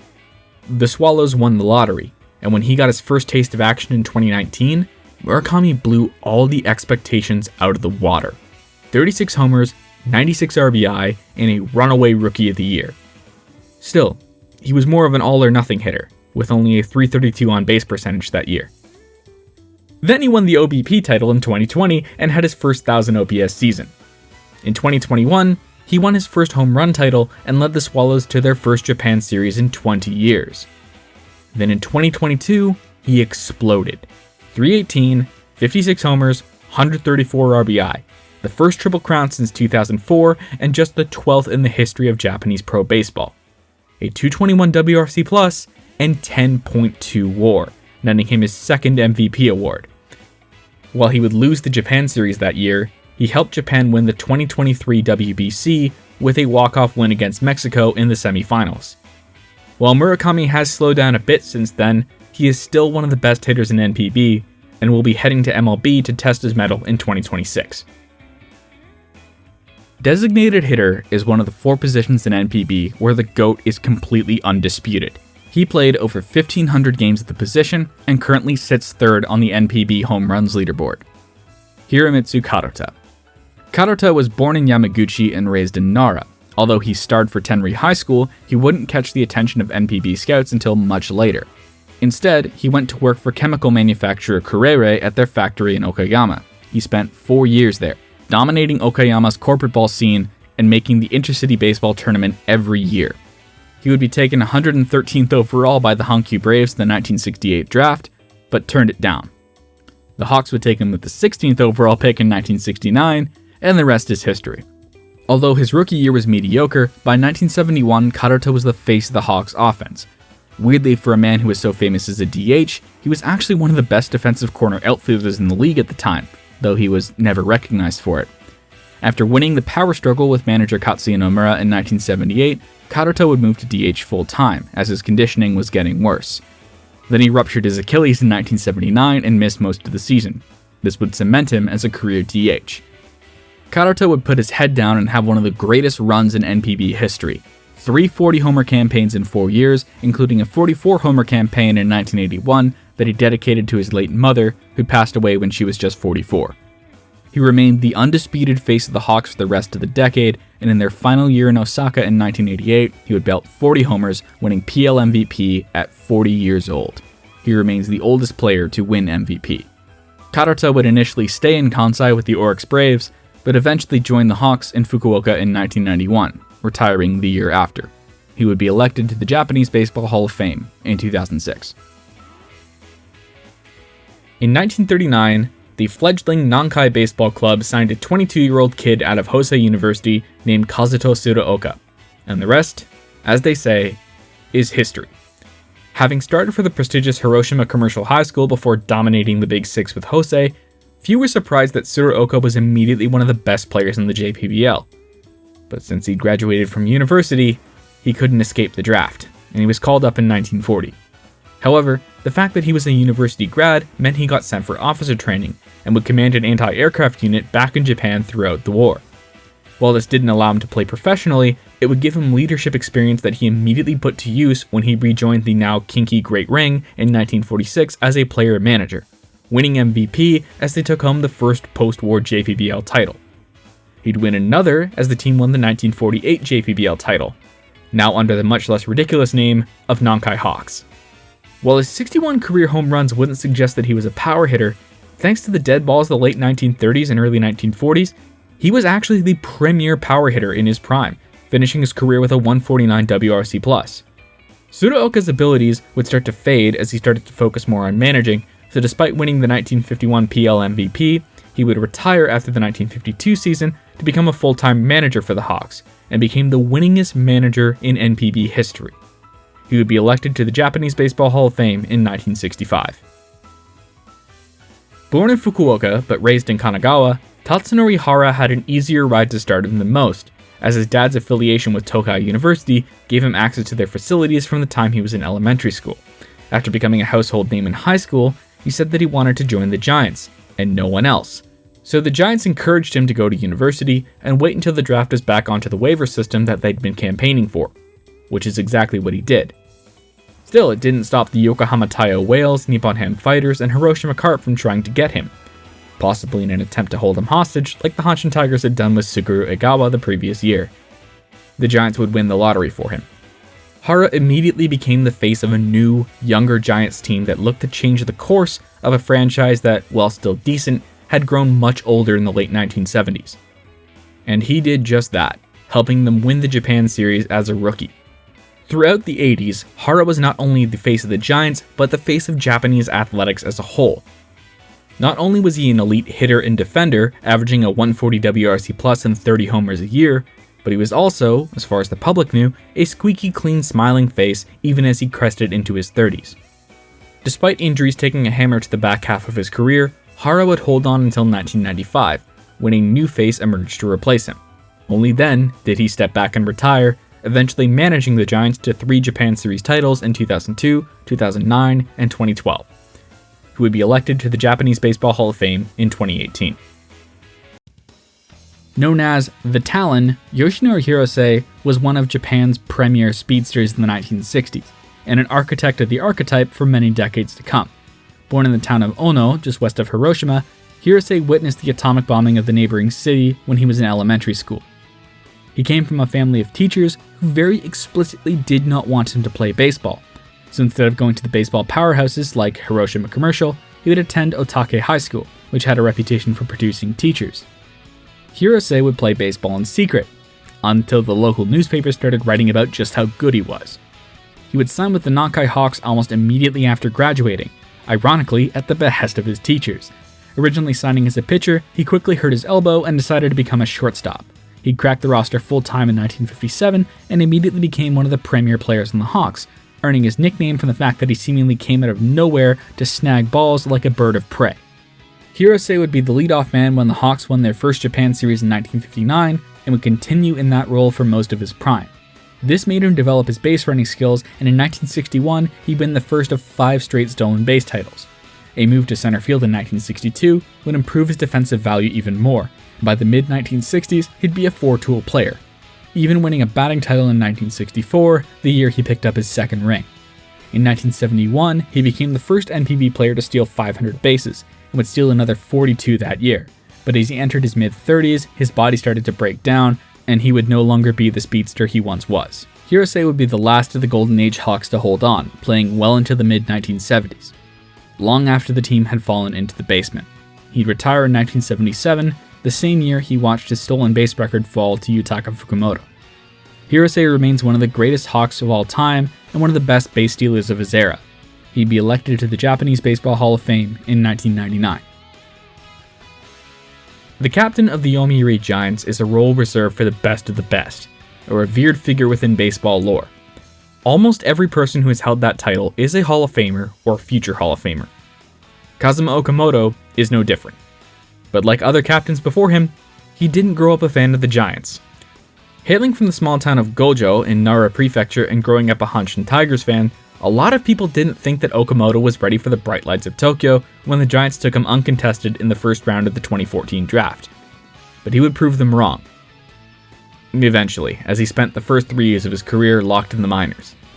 But eventually he did get going, and in 2018 he would become the youngest player in NPB history to bat 300, hit 30 homers, and drive in 100 runs, until the aforementioned Munetaka Murakami did it in 2022. But regardless, that would be the first of 7 consecutive 30-homer seasons for the man who was dubbed the Young General. While that run was broken up by the 2024 dead ball, Okamoto remains one of Japan's premier power hitters and is a perennial MVP candidate, despite never winning one. Born Jihon Kim to Korean parents in Hiroshima, Tomoaki Kanemoto, like many of his Hiroshima-born peers, would star for Koryo High School. However, after he graduated in 1987, he got no attention from any of the major universities. He tried and failed to get into Hosei University, and Chuo University, and after that he tried to walk on to the lowly Yakult Swallows, but he couldn't make it. Tohoku Fukushi University would take a flyer on him, and Kanemoto would go on to dominate the Sendai Big Six University League. In 1990, he would lead the school to a national championship. That, plus his selection to the Japanese collegiate national team, got him noticed by a few NPB clubs, and he'd be drafted by the Hiroshima Carp in 1991. By 1994, he was one of the faces of his hometown club, combining great offense with serviceable defense, at least in his first few years. He also never missed a game, earning him the nickname Tetsujin Jr. But by 2002, with the Carp falling further and further backwards and in a tight financial situation, Kanemoto, at age 34, elected to declare free agency and would sign with the Hanshin Tigers. From there, he became one of the offensive faces of the 2003 and 2005 pennant-winning teams, continuing to be one of the team's best players well into his late 30s, still not missing a single game, or even a single inning. In fact, Kanemoto has the world record for the most consecutive innings played with 13,686. Not Ripken, not Kinugasa, not Gehrig, Kanemoto. After 2 rough seasons, Kanemoto would go out on a high note in 2012, putting up a 119 WRC+ as a 44-year-old before retiring, who would be elected to the Japanese Baseball Hall of Fame in 2018. Born in Busan, Korea, and moving to Shimonoseki as a child, Paul Rong-lee would take on the Japanese name Hideo Fujimoto to help assimilate into his new culture. Another thing that helped him assimilate was baseball. Starting for Shimonoseki Commercial High School, he made Koshan twice, which caught the attention of Meiji University. At the turn of the 1940s, he helped Meiji win 5 Big Six titles and set a school record with 34 wins, one that still stands today. Upon graduating in 1942, he got offers from the Asahi Baseball Club, the Nankai Baseball Club, the Hankyu Baseball Club, and the Giants. He chose the Giants. With ace Victor Starfin sidelined for much of 1943, it would be Fujimoto who stepped in to fill the void. Boy did he. Not only did he handily win a Triple Crown that year, but his 0.73 ERA is still the Japanese pro record, and one that will likely never be broken. What makes it more impressive is the fact that he did it over nearly 430 innings of work. The war would force Fujimoto to become a player-manager in 1944 at only 25 years old, and he's still the youngest manager in Japanese pro baseball history. He'd hold that position until midway through the 1946 season, when Hideyoshi Nakajima was repatriated after the war. Fujimoto would continue to be the Giants' ace throughout the 1940s, winning 2 more ERA titles and jockeying for dominance with Takehiko Besho, especially after the two became teammates. He would also throw NPB's first perfect game at Aomori Municipal Stadium in 1950, and he did it while tired and hungover, having spent the entire previous night playing mahjong on the ferry over. He's still the only player born outside of Japan to throw a perfect game in NPB. As the Giants began to establish dominance in the early 1950s, Fujimoto was beginning to slow down, thanks in large part to a shoulder injury that limited his velocity substantially, but he still excelled as a pitch-to-contact arm and would help the Giants win 3 straight titles. While this injury had basically ended his career by 1954, he still pitched 1 game in 1955, powering through the pain for 5 innings to pick up his 200th win, after which he retired. He'd be elected to the Japanese Baseball Hall of Fame in 1976.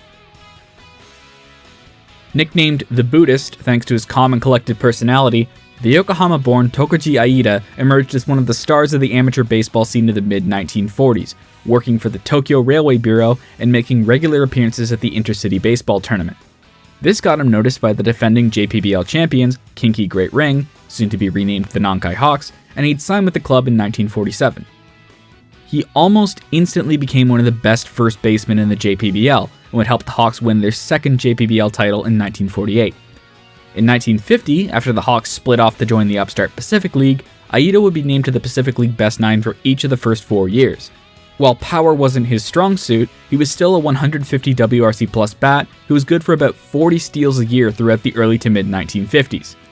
However, they didn't have WRC plus in 1956, and the Hawks were reluctant to pay Aida what he wanted, seeing his lack of power as unbecoming. So they traded him back to the Tokyo Railway Bureau, which was now part of Kokutetsu. They traded him to the Swallows. And he was traded to the Swallows for cash. And then that cash was paid to Aida. In other words, they traded a 4-tool player for nothing. While Aida would remain a solid piece on the Swallows for another 4 years, he kinda didn't know when to quit, and his final 3 years were really, really bad. Still, it didn't stop him from getting elected to the Japanese Baseball Hall of Fame in 1981. When history's greatest power hitters are discussed, I often find that one name is left out. Nicknamed The Kid, Futoshi Nakanishi was perhaps the greatest player in NPB in the 1950s, and is one of the best pure power hitters of all time. Signing with the Nishitetsu Lions out of high school in 1952, Nakanishi was immediately among the club's best hitters, but in 1953, he would be the best hitter in NPB. At age 20, Nakanishi put up just the second 30-30 season in the history of Japanese pro baseball. Had he played as many games as they do today, it's almost guaranteed that it would have been a 40-40 season. His 36 homers was worth a ludicrous 547 home run plus, which is still a record to this day. He nearly won a Triple Crown too, falling 4 points short of Isami Okamoto for the batting title. For the next 5 years, Nakanishi was unstoppable, nearly winning 3 more Triple Crowns, but he fell 1 award short each time. I don't think he cared though. The Lions had beaten down the Giants 3 times in a row and had avenged the upstart Pacific League. But in 1959, Nakanishi developed early onset arthritis. He would never play more than 100 games in a season again. In 1962, he would become player-manager of the Lions and led them to a PL pennant in 1963, but they would lose the Japan series. Despite still being a fabulous hitter, his body simply wouldn't let him play as anything more than an emergency pinch hitter. When the Black Mist scandal emerged, Nakanishi would leave the Lions and retire, feeling that it was his responsibility, even though it wasn't his fault. He would be elected to the Japanese Baseball Hall of Fame in 1999. Born and raised in downtown Osaka, Yasuo Yonekawa would later be known as Komazawa's Wild Boy, and is arguably one of the most underrated pitchers in NPB history, thanks in large part to who he played for. After starting for Naniwa High School, his baseball career would be interrupted by the Second World War, and he would be press-ganged into the Naval Air Corps almost instantly after graduating high school. Thankfully, the war ended before he completed his training, and he would attend baseball powerhouse Ritsumeikan University immediately after the war. Interest from the Hankyu Braves and Tokyo Flyers would lead to Yonekawa dropping out, but after he showed up to the meeting with the Braves wearing an American Army sweater to hide his tonsillitis, they branded him a delinquent and refused to sign him. So Yonekawa played corporate ball before signing with the Flyers. His unique pitching style made him almost immediately a fan favorite, and he would be the ace of the Flyers in their first years in the Pacific League, taking home the inaugural Pacific League strikeout title. Because the Flyers weren't particularly good, Yonekawa went largely unnoticed outside of the Flyers' small but loyal fanbase. Despite the team being not good, Yonekawa would put up 3 consecutive 7-war campaigns in the 1950s, 2 of which were reported with 20 wins. but as injuries started cutting into his playing time, he became consumed by a desire to win. So when he became a free agent in 1958, he signed with the Nishitetsu Lions, who were coming off of 3 state championships. They would not win a 4th, and Yonekawa was just flat out bad, so he retired at just 32. Yasuo Yonekawa had the unfortunate luck of being the ace of a bad team at a time where the league was teeming with generational pitchers, a few of whom could realistically be considered the greatest of all time. With competition like that, it's easy to see how he fell through the cracks. Still, he remains one of the greatest players in Flyers Fighters franchise history. Also known as Shigeo Sanada, Juzo Sanada emerged in the late 1930s as one of the best pitchers in his home prefecture of Wakayama. The youngest child of a candy store owner, which is not the last time you'll hear that in this video, Sanada helped Kaiso High School win back-to-back Summer Koshan titles in 1939 and 1940, making him an immediate target for every university and professional team. He would sign with the Asahi Baseball Club in 1943 and immediately became their ace, but after his rookie season, he decided to enlist rather than get press-ganged into it. He spent 2 years in the Navy before returning to his team, now called the Pacific Baseball Club, in 1946. Wasting absolutely no time, Sanada resumed his role as ace, but also became much better at hitting, and would essentially be a two-way star, occasionally playing third base on his off days.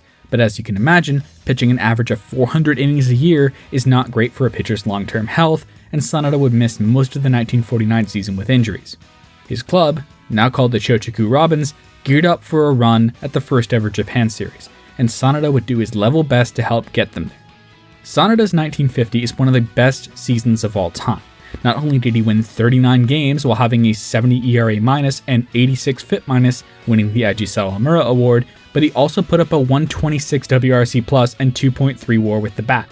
The only pitcher that was better than him with the bat in the NPB era? 2016 Shohei Ohtani. All of this helped the Robins win the first ever Central League pennant, but they would not win the first Japan series. Sanada seemingly poured everything into that season because his elbow had pretty much disintegrated in 1951.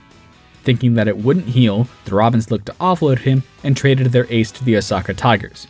While Sanada would rebound slightly, including putting up a sub-2 ERA in 1952, by 1954 it was clear that his career was over.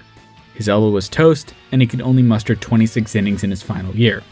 However, Sanada's legacy as the ace of the ill-fated Robins was more than enough to make him one of NPB's immortals, and he would be inducted into the Japanese Baseball Hall of Fame in 1990.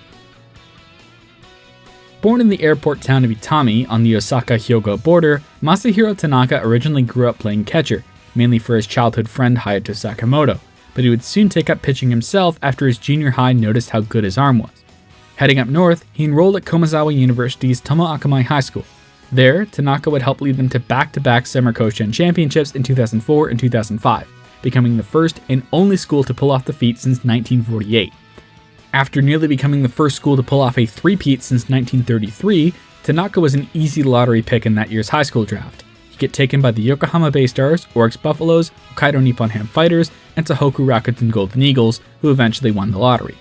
Joining a bad team desperate for pitching help, Tanaka was thrust into the role of number 2 starter as an 18-year-old. He thrived, handily winning Rookie of the Year in 2007, nearly striking out 200 batters. From there, he would settle in behind Hisashi Iwakuma, forming one of the deadliest 1-2 punches in the league and becoming a perennial all-star. After the 2011 Tohoku earthquake and tsunami, the 23-year-old Tanaka decided to put the weight of the entire region on his shoulders. 19-5, a 1.27 ERA, 241 strikeouts, and 8.1 WAR. He was simply unstoppable. While Yu Darvish made sure he wouldn't get the Triple Crown, Tanaka would win his first Sawamura award handily. And while he did take a slight step back in 2012, he still won the strikeout title just to prove he could win it. With MLB teams salivating over him, the Eagles decided that it would be time to make a run before they lost the second ace in franchise history, and Tanaka was more than happy to help. 24-0, a 1.27 ERA, a no-brainer MVP, and his second Sawamura. Tanaka also got 2 saves that year. One clinched the PL pennant, one clinched the Japan series. While he would leave for the Yankees, he'd return to the Eagles in 2021, until an awful 2024 season, after which the Eagles basically admitted that he was only being kept around as a publicity stunt. So, he left, signing with the Giants, where he's currently trying to chase down his 200th win. Known simply as Guts throughout most of his career, Michihiro Ogasawara was one of the best NPBers of the 2000s. But when the Nippon Ham Fighters picked him with their third-round pick in 1996, hopes were not exactly high, because he'd been playing corporate ball for NTT's Kanto branch for 6 years after graduating from Gyosei International High School, a complete footnote in the highly competitive Chiba high school baseball scene. Usually, if a corporate baller doesn't get picked after 2 or 3 years, they either quit or resign themselves to the fact that they'll never go fully pro. And after 2 lackluster NPB campaigns, it looked like the Fighters had wasted their pick. But in 1999, at the age of 26, Ogasawara would finally break out and he wouldn't look back. Over the next 11 seasons, Ogasawara would hit 30 homers 10 times. When the Fighters moved to Sapporo in 2004, he would take on the nickname the Northern Samurai, leading the club through their first competitive period since the early 1980s, culminating in a Japan Series championship in 2006, a season that saw Ogasawara take home PL MVP. He would leave the Fighters that offseason and sign with the Giants, and immediately take home CL MVP, becoming just the second player to win MVP in both of NPB's leagues. Ogasawara would remain productive until 2011, when Father Time finally caught up with him. Still, he played 4 more years after that, finally retiring in 2015 at the age of 42. Despite being a 70-WAR player, Ogasawara remains stagnant on the Hall of Fame ballot at the time of writing this. Meanwhile, Masahiro Kawai somehow gets 60% of the vote when he wasn't even 1/3 of the player. It doesn't make any sense. Randy Bass, the example a lot of people use to try and slag off NPB as a minor league. You know, despite the mountains of evidence that he was an MLB caliber player who just needed a tweak in his swing, that several MLB orgs tossed him around like a hot potato, and there are really only 2 foreign players who were better than him in his time, but anyways. Originally drafted by the Minnesota Twins, Bass bounced through 5 different MLB organizations before heading to Hawaii and signing with the Hanshin Tigers. When Bass joined the Tigers in 1983, he immediately showed what he could do with regular playing time and adequate protection in the lineup, putting up excellent seasons in 1983 and 1984 despite the organization breathing down his neck. By 1985, he'd become just the 5th NPBer to hit 50 homers in a season, and would become the 5th to win a Triple Crown as his Hanshin Tigers went on a legendary run to the Japan Series, being the only CL team that was able to take down the Seibu Lions during their decade of dominance. That alone would make Bass forever beloved amongst Hanshin Tigers fans. But then he set the NPB single-season batting average record in 1986. Not even Ichiro could beat it. Sadly, in 1988, the Hanshin Tigers did Hanshin Tigers things and cut him to save a measly $40,000 that they contractually owed him to pay for his son's brain tumor surgery, which served as a watershed moment for both NPB and Japanese society as a whole. And that's not even mentioning the curse of the Colonel, which supposedly haunted the Tigers until 2023, the same year he was inducted into the Japanese Baseball Hall of Fame. Nicknamed Mr. Leo, Hiromichi Ishige was one of the leaders of the invincible Seibu dynasty that tore through NPB in the 1980s, and he'd have it no other way. Born and raised in Chiba and starring for Choshi Commercial High School, Hiromichi Ishige upset a lot of people when he joined Seibu-owned Prince Hotel's corporate ball club out of Komazawa University. After 2 years with Prince, he declared for the 1980 draft, on the condition that he'd only sign if he was picked by the Lions. At the time, a top prospect wanting to go to the Pacific League was pretty much unheard of. Still, he got his wish. Ishige stepped in 1981 and was immediately one of the best players in NPB, putting up a 149 WRC+, winning Rookie of the Year, a Gold Glove, and a Best 9. As the Lions dynasty took off, Ishige was part of the tidal wave of youth that got them there, as his defense only got better, netting him an 8-WAR campaign in 1983. Ishige would win the Fighting Spirit Award when the Giants lost to the Tigers in 1985, and would follow that up with an MVP campaign to get the Seibu Lions back there the next year. He was a key piece in both the second and third three-peats in Lions franchise history, even winning Japan Series MVP in 1988. All in all, Ishige was part of the team for 11 pennants and 8 Japan Series titles. But then he left, signing with the Fukuoka Daiei Hawks in 1995. He was bad, no other way of saying it, and would retire after the 1996 season. Despite all signs pointing to him being a Hall of Famer, he's not in. Hell, he's not even on the experts ballot, which is just wrong. Born and raised in the small town of Osaki, Kagoshima Prefecture, Kosuke Fukudome always wanted to be a Chunichi Dragon. During spring training, he'd spend basically all the time he could in the neighboring city of Kashima watching Dragon's spring training. When rookie Kazuyoshi Tatsunami gave him a signed bat, he decided he wanted to follow in his footsteps and attend PL Gakuen. Oh boy. After dominating in high school and making Koshin several times, he was a top prospect in the 1995 draft, and 7 teams would take him. The Kintetsu Buffaloes won the lottery, and despite knowing that Fukudome wanted to be a Dragon, were still somehow shocked when he looked manager Kyosuke Sasaki dead in the eye and said, no. After 3 years of playing for Nippon Life Insurance and corporate ball, the Chunichi Dragons would finally use their reverse nomination slot to take him in the 1998 NPB draft. Fukudome would quickly make up for lost time. While a starting caliber shortstop from day one, his lack of defensive prowess led him to switch to right field in 2002. What followed was one of the most dominant 6-year stretches in NPB history. 4 8-war campaigns in 5 years, including an utterly dominant 11.2 war campaign in 2006. While an elbow injury shortened his 2007 season and led him to miss the Japan series, he would make the jump to MLB in 2008. The problem is that elbow injury never really healed, and we never really got to see just how good Fukudome could be in MLB. He would return to NPB with the Hanshin Tigers in 2013, and after a couple years of getting back up to speed, he would be a solid player for the Tigers well into his 30s. He'd return to the Dragons in 2021, but put off his retirement for a year thanks to the pandemic, as he wanted to announce his retirement in front of the fans. He did just that in 2022. Baseball history has its fair share of unconventional superstars, but I don't think they come more unconventional than Masayuki Dobashi. The son of a fish merchant from Tokyo's Taito Ward, Dobashi didn't start playing baseball until he was in junior high in 1947, as he preferred swimming. And while he would play for Ninobashi High School, the team never went anywhere. So he went back to work for his father, while playing amateur softball on the side, for a team sponsored by a strip club called Franza. The team went on to win the Tokyo softball tournament in 1954, beating the defending champions, the guards at Fuchu Prison. From there, he was invited to try out by the Toei Flyers. He showed up in rubber boots and still made the team. But his salary was so low that he actually ended up being 1,000 yen in debt to the team after spring training, so he still lived at home and got money from his parents. He would crack the roster full-time in 1957 as a reliever and would convince the Flyers to let him start in 1958. What followed was utter domination. Dobashi became the ace of the club pretty much overnight, putting up a 2.12 ERA and over 300 innings of work.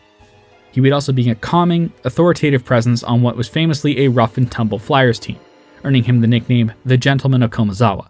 While he would pitch well in 1960, his surface level numbers were poor, and a contract dispute almost led to him getting poached by the Yomiuri Giants, who offered to pay him twice what his salary with Toei was. So Toei eventually caved and matched the offer. Dobashi paid them back immediately with a season in which he put up 30 wins, a 1.90 ERA, 298 strikeouts, and 9.5 WAR, easily his best season by far.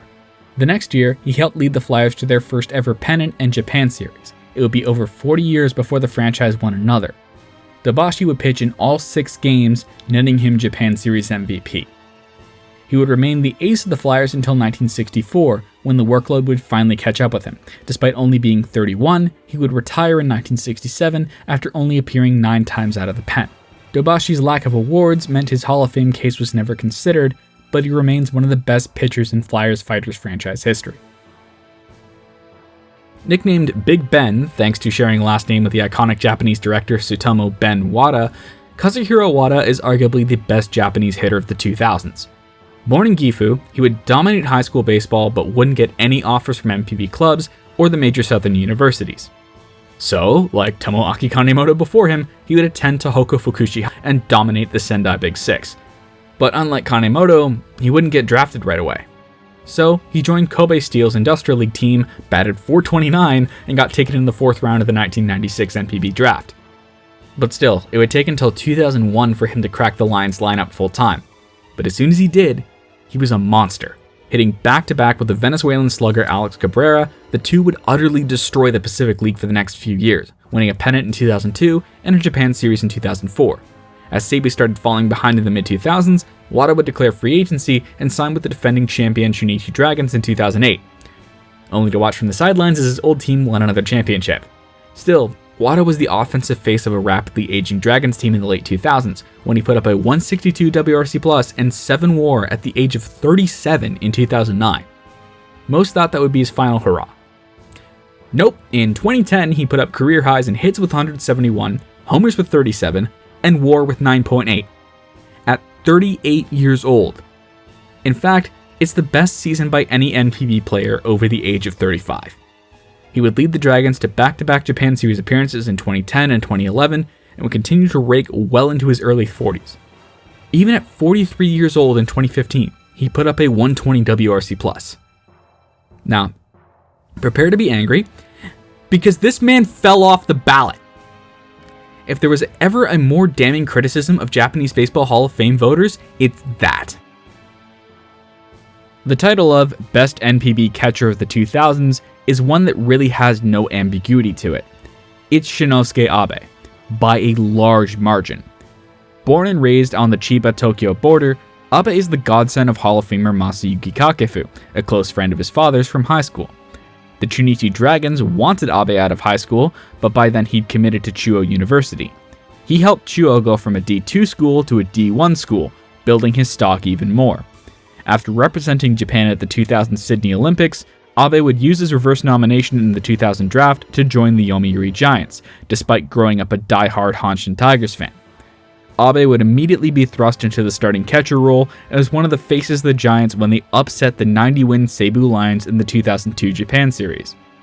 Abe was a power-hitting catcher, the likes of which we really hadn't seen in NPB since the 70s, and the sheer amount of star power in the Giants lineup in the 2000s helped him to dominate.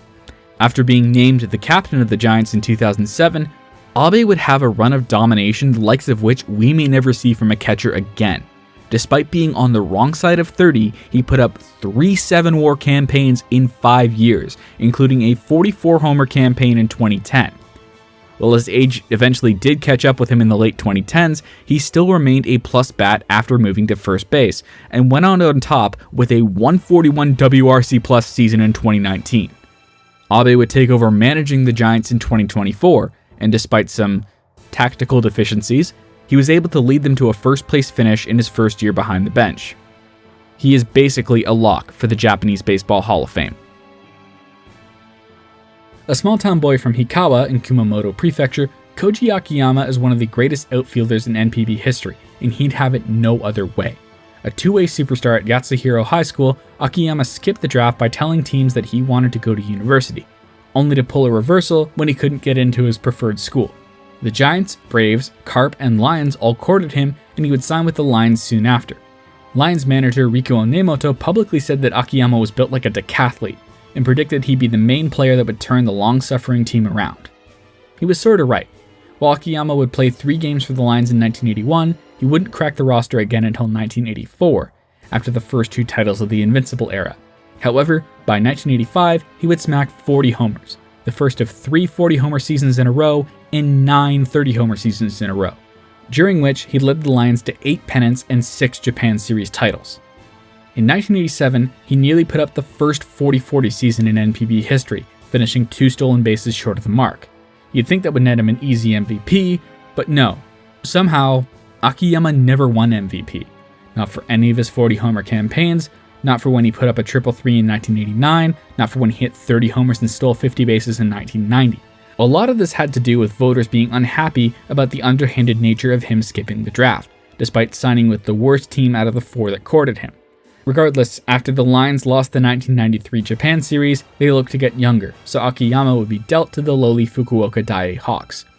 He quickly whipped the team into shape, assuming the captaincy of the Hawks almost immediately. It would take several of the Hawks' young stars under his wing as the team built themselves into a contender for the first time in over 2 decades. He described winning the 1999 Japan Series as the proudest moment of his career. Akiyama would retire in 2002 and would be elected to the Japanese Baseball Hall of Fame in 2014. When Kazuto Suraoka retired to focus on managing, he had a replacement in mind already, Kazuo Kageyama. Born and raised in Osaka and joining his hometown Nankai Hawks out of Waseda University in 1950, Kageyama would immediately become one of the best players in the Pacific League, including putting up a 9-WAR campaign in 1951, which won him Rookie of the Year. even though he'd played 120 games the year prior, because for some reason players who joined in 1950 were also eligible for PL Rookie of the Year in 1951. Yeah, I don't get it either. Still, Kageyama teamed up with Isami Okamoto, Tokuji Iida, and Shusuke Kizuka to form what the press dubbed the $1 Million Infield, which helped the Hawks dominate the fledgling PL in the 1950s. While Kageyama wasn't a power hitter, home runs are not the be-all end-all, and he still averaged a WRC plus in the 130s throughout most of the 1950s, while playing excellent defense. But in 1956, Kageyama would miss half the season due to an unspecified injury. An injury he'd never really recover from. Still, he held on, playing when he could to try and get the Hawks back on top, and in 1959, they would finally win their first Japan series, and Kageyama was able to retire happy at just 32. In 1965, Kazuto Tsuruoka would again tap Kageyama to replace him, this time as manager, but Kageyama would suddenly die of a sleeping pill overdose less than a week after being named to the position. He was just 38. The title of Mr. Tigers is not one that is handed out willy-nilly. You have to be a superstar the likes of which is rarely seen. Koichi Tabuchi was such a superstar. The son of an executive at the Mainichi Shimbun, Tabuchi grew up in a life of privilege, attending Hosei Daiichi High School and later Hosei University. Originally wanting to join his boyhood team, the Giants, and even getting a preliminary contract negotiation done before the 1968 draft, Tabuchi was taken by the Hanshin Tigers 3rd overall. The Giants tried to trade for him, but given the amount of times the Giants had stolen Tigers prospects out from under them, the Tigers told them to kick rocks.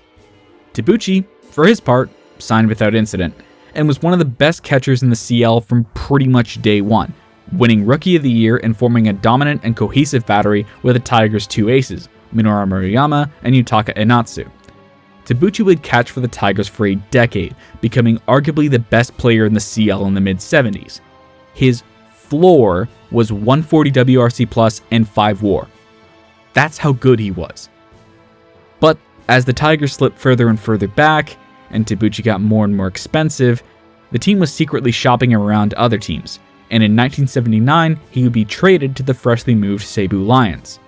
With Seibu, Tabuchi would almost exclusively be a DH, starting only 26 games behind the plate, but this would allow him to show off another one of his skills, his leadership. Tabuchi was the de facto captain in his first years in Saitama, and would be rewarded with back-to-back rings in 1982 and 1983. He would retire in 1984. It would take 36 years, but he would be finally elected to the Japanese Baseball Hall of Fame in 2020. Everyone agrees on the first two Mr. Tigers, Fumiya Fujimura and Minoru Murayama. Third is arguable, as some say Koichi Tabuchi doesn't deserve it because he didn't spend his entire career as a Tiger, to which I say that wasn't his fault, he was traded. But after the fourth Mr. Tigers, Masayuki Kakefu, retired in 1988, it would be 16 years before another one showed up. His name is Takashi Toritani. Born in the Tokyo suburb of Higashimarayama, knee troubles caused by an adolescent growth spurt hampered him growing up. But once he finally got going, Toritani burst onto the scene thanks to taking Seipo Gakuen High School on a Cinderella run to 1999 Summer Koshin. After going undrafted, he would attend Waseda University and dominate the Big Six, making him impossible to ignore. So the Hanshin Tigers used their free acquisition spot to take him in the 2003 draft.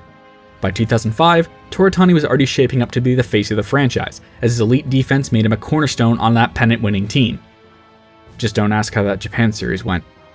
Once his bat came around, Toritani was nigh on unstoppable, putting up at least 6 WAR 5 years in a row, and 5 WAR 7 years in a row. Unlike the other great offensive shortstops, his defense was recognized too, as he won 5 Gold Gloves in his career. However, in 2018, age would finally catch up with him, and in 2020 he joined the Chiba Lotte Marines, essentially acting as a player coach in Tadahito Iguchi's regime, retiring in 2021. While Toritani isn't on the ballot just yet, he should be a shoo-in Hall of Famer when the time does come. In 1953, a 19-year-old kid from Kyoto dropped out of Ritsumeikan University to join the Osaka Tigers. His name was Yoshio Yoshida, and the Tigers would never be the same again.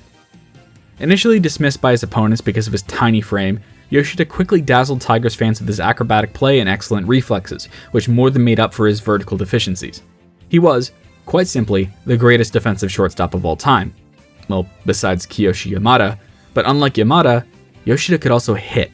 Not only was he an above-average hitter more often than not, but he also had 2 140 WRC plus seasons in the mid-1950s, including 1956, which turned into his best season ever and the 4th best in Hanshin Tigers history.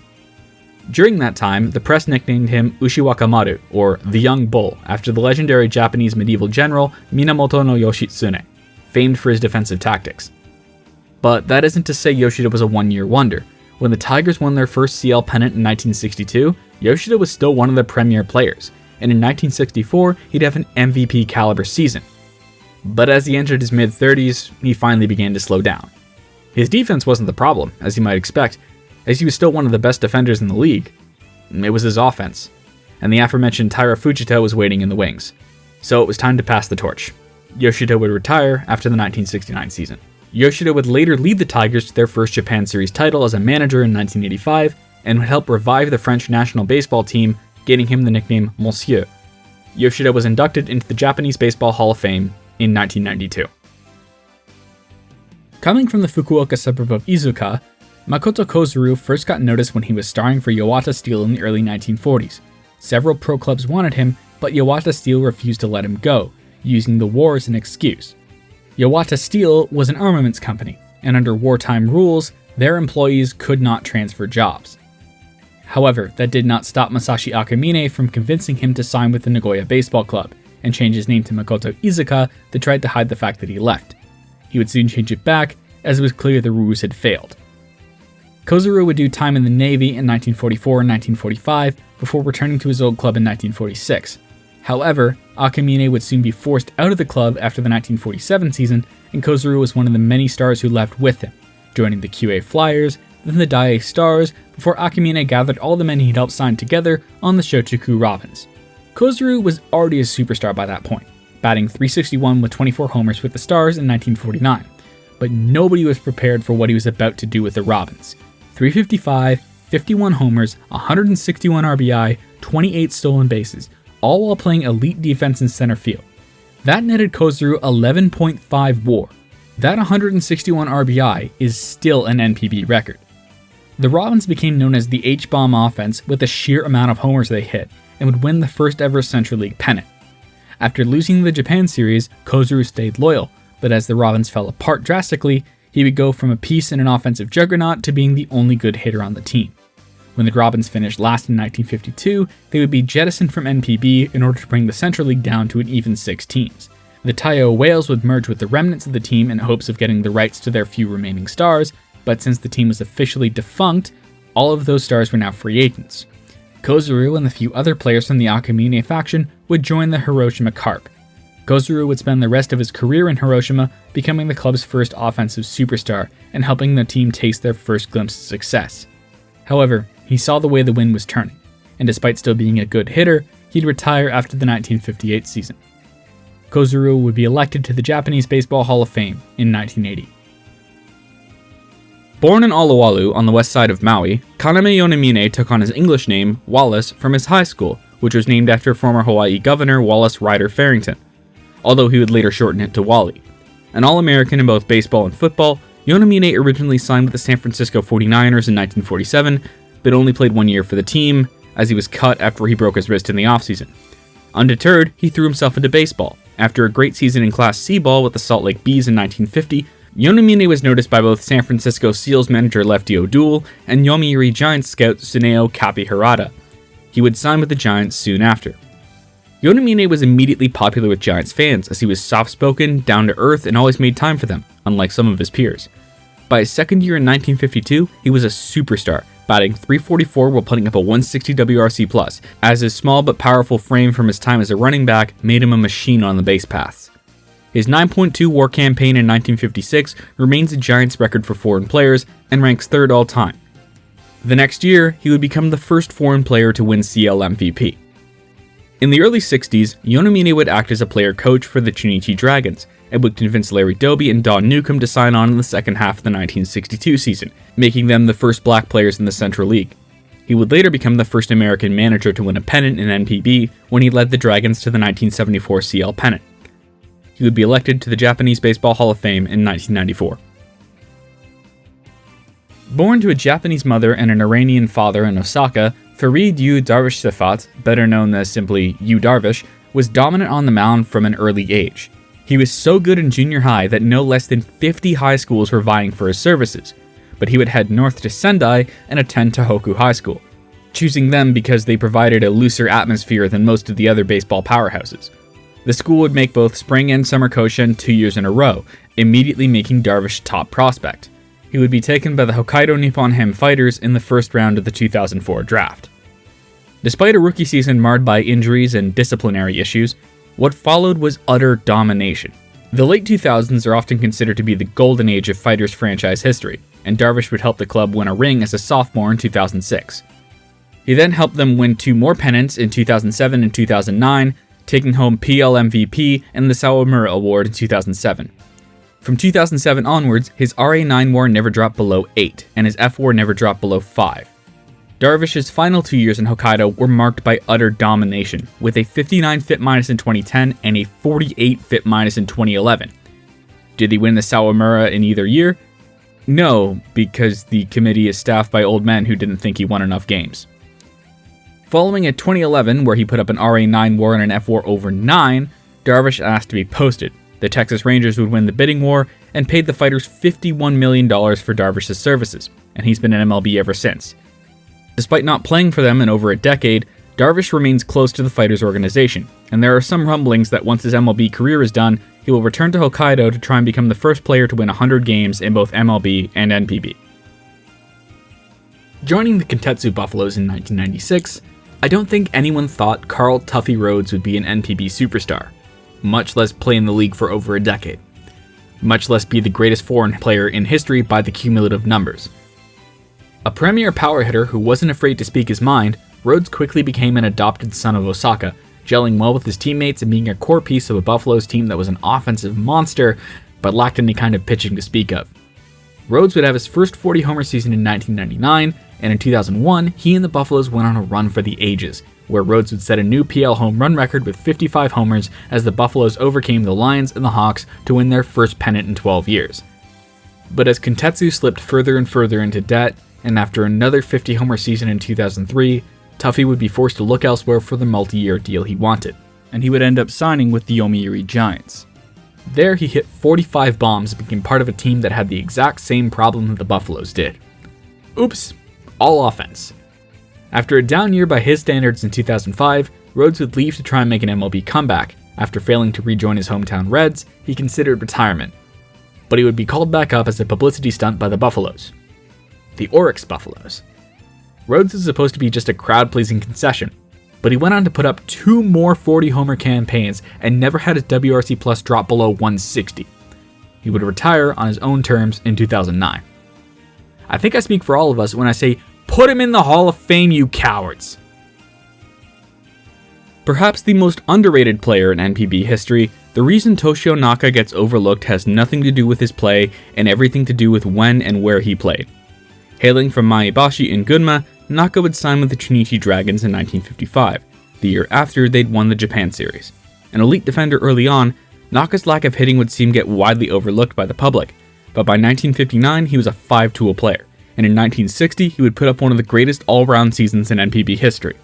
50 steals, a 153 WRC+, and 8.8 RDEF, good for 7.9 WAR. However, he only hit 7 home runs, and played for a mediocre Dragons team, so a lot of the baseball viewing public just kinda shrugged.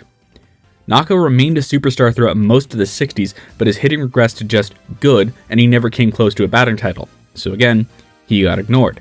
Then in 1966, he finally brute forced his way into the conversation. He batted .343, hit a career-high 18 homers, and stole 22 bases, and put up a career-high 160 WRC+, netting him 8.5 WAR. Sadly, this year led to him getting an unfair reputation as a one-year wonder, or a two-year wonder if you count 1960, instead of the ruthlessly consistent star he was. By WAR, he is the best player not in the Japanese Baseball Hall of Fame, and is the best player in Chunichi Dragons history, a fact that confuses a lot of people, even historically conscious Dragons fans. Hopefully, a renewed analytical look at his career will see him enshrined at the Japanese Baseball Hall of Fame someday.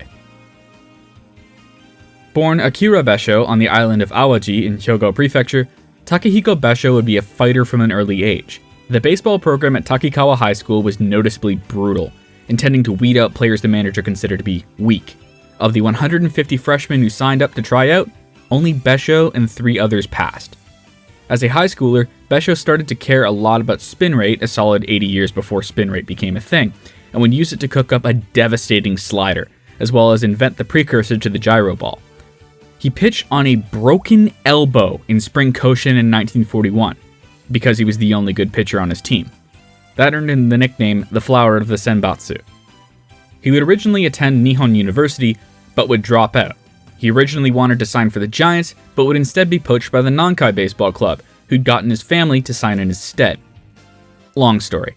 He would throw the first no-hitter in club history in 1943, and there wouldn't be another official one until Kodai Senga threw one in 2019. Besho would eventually get his wish and be traded to the Giants in 1949. Despite winning 2 titles with the now Nankai Hawks, Besho felt disrespected by the club for not respecting his interests. This is despite the club saving his life in World War II, as he wanted to fly so badly he almost became a kamikaze pilot, and recommending him to win the first ever Sawamura Award in 1947. Changing his name to Takahiko, in Tokyo, Besho joined what was possibly the greatest pitching rotation ever assembled, and went on to dominate with the Giants throughout the 1950s, winning 4 Japan Series titles and another Sawamura Award in 1955. In 1959, he became the second pitcher in NPB to win 300 games, and he'd finish his career with 310. He'd be elected to the Japanese Baseball Hall of Fame in 1979. When the Ibaraki-born Kenjiro Tamiya entered Nihon University in 1946, he didn't expect to play baseball.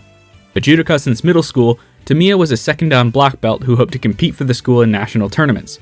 But the baseball team also took notice of his athletic ability and convinced him to join up. He would bat .427 in the fall of 1947, which would make every JPBL team stand up and take notice. He would end up dropping out of Nihon University to join the Osaka Tigers in 1949. But then he learned that pro ball was a lot harder than university ball. However, after becoming a full-time outfielder in 1954, his career blossomed, and he found his offensive footing again. By 1956, he was one of the best players in NPB, and had put up a 180 WRC+ and 7 WAR 3 years in a row.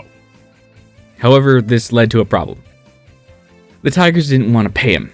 After the Tigers refused to pay him his 10-year bonus, he actually ended up being released, which essentially made him Japan's first big-name free agent. After a bidding war between the Kintetsu Buffaloes, Hiroshima Carp, Hankyu Braves, and Daimai Orions, Tamiya would choose the Orions, and would help lead the club to the 1960 pennant, forming a 3-headed offensive monster with 2 other Hall of Famers, Kiyohachi Enomoto and Kazuhiro Yamauchi. However, they would lose to the Taiyo Whales in what many deemed to be the greatest upset in Japan Series history. From there, Tamiya would steadily slow down and would retire in 1963. He would be elected to the Japanese Baseball Hall of Fame in 2002. While it may have taken him a little while to get going, at the turn of the millennium, there was no better shortstop in NPB than Kazuo Little Godzilla Matsui. Hailing from Osaka and drafted out of the infamous PL Gakuen High School in 1994, Kazuo Matsui joined a Lions team that had just lost back-to-back Japan Series finals for the first time in their history. The team was looking to retool, and thus Matsui was allowed to take a step back while the Lions let Ichiro's Oryx Blue Wave run away in front of the PL. But by the time the Lions were back, Matsui was one of the faces of the franchise. Not only was he a 5-tool player, as he stole 20 bases in 8 consecutive seasons while hitting well and playing elite defense, but Matsui was also a natural-born leader, taking charge of the Lions as they rose back to prominence in 1997. While the Lions would lose all 3 Japan Series finals Matsui led them to, he more than made his mark, especially in 2002 when he put up a 333 and 11.2 WAR. This obviously got him noticed by MLB, and Matsui would exercise an international free agent rights after 2003 and sign with the New York Mets. That also made him the first Japanese infielder to sign in MLB.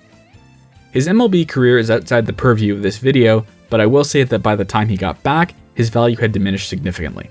Still, he would be signed by the Tohoku Rakuten Golden Eagles and would capture them through the fallout of the tsunami and help them win the 2013 Japan Series. Matsui would rejoin the Lions in 2018 in order to retire with them at the end of the year. Currently on the Hall of Fame ballot, he should get in there by the time things are said and done. Nicknamed the God of Batting, Tetsuharu Kawakami was arguably Japanese pro baseball's first offensive superstar. Joining the Giants as a fresh-faced 18-year-old in 1938, by 1940 he was easily the best hitter in the JPBL, putting up a 200 WRC plus season at just 20 years old. The next year, he'd take home his first MVP at just 21. While the war would interrupt his career in 1943, Kawakami would be selected for officer training and would command an air base's mechanics throughout the war. The leadership and teamwork experience would shine through when he rejoined the Giants in 1946, picking up pretty much right where he left off. Once the Giants returned to their winning ways in 1949, Kawakami was their captain, a position he'd hold until the end of his career. Kawakami would lead the Giants through their domination of NPB in the early 1950s, winning CL MVP twice and helping them win 4 championships in 5 years.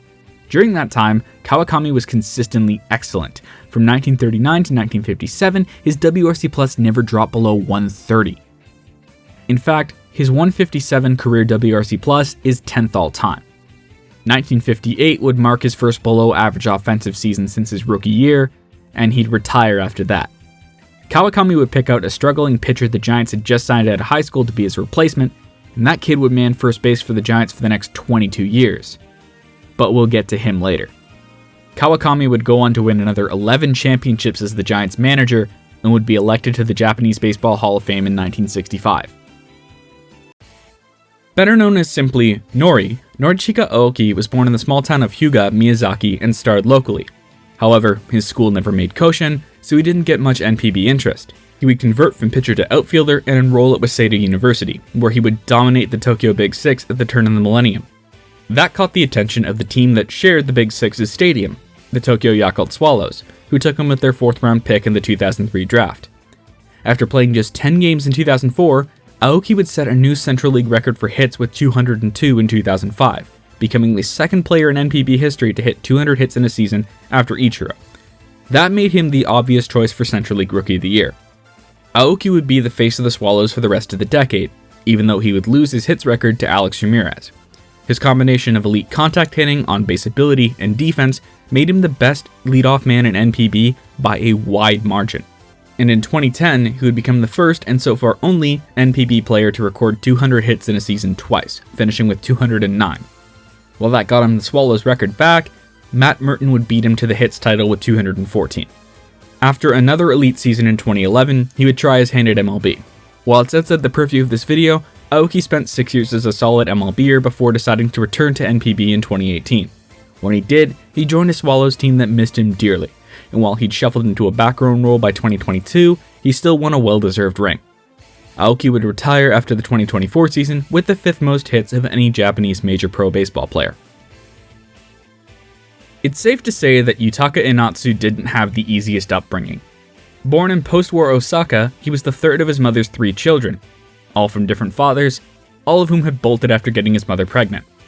All he knew is that his father's family name was Inatsu. He would grow up living with his uncles in Amagasaki, and it was there that he discovered his love for sports, particularly baseball and shot put.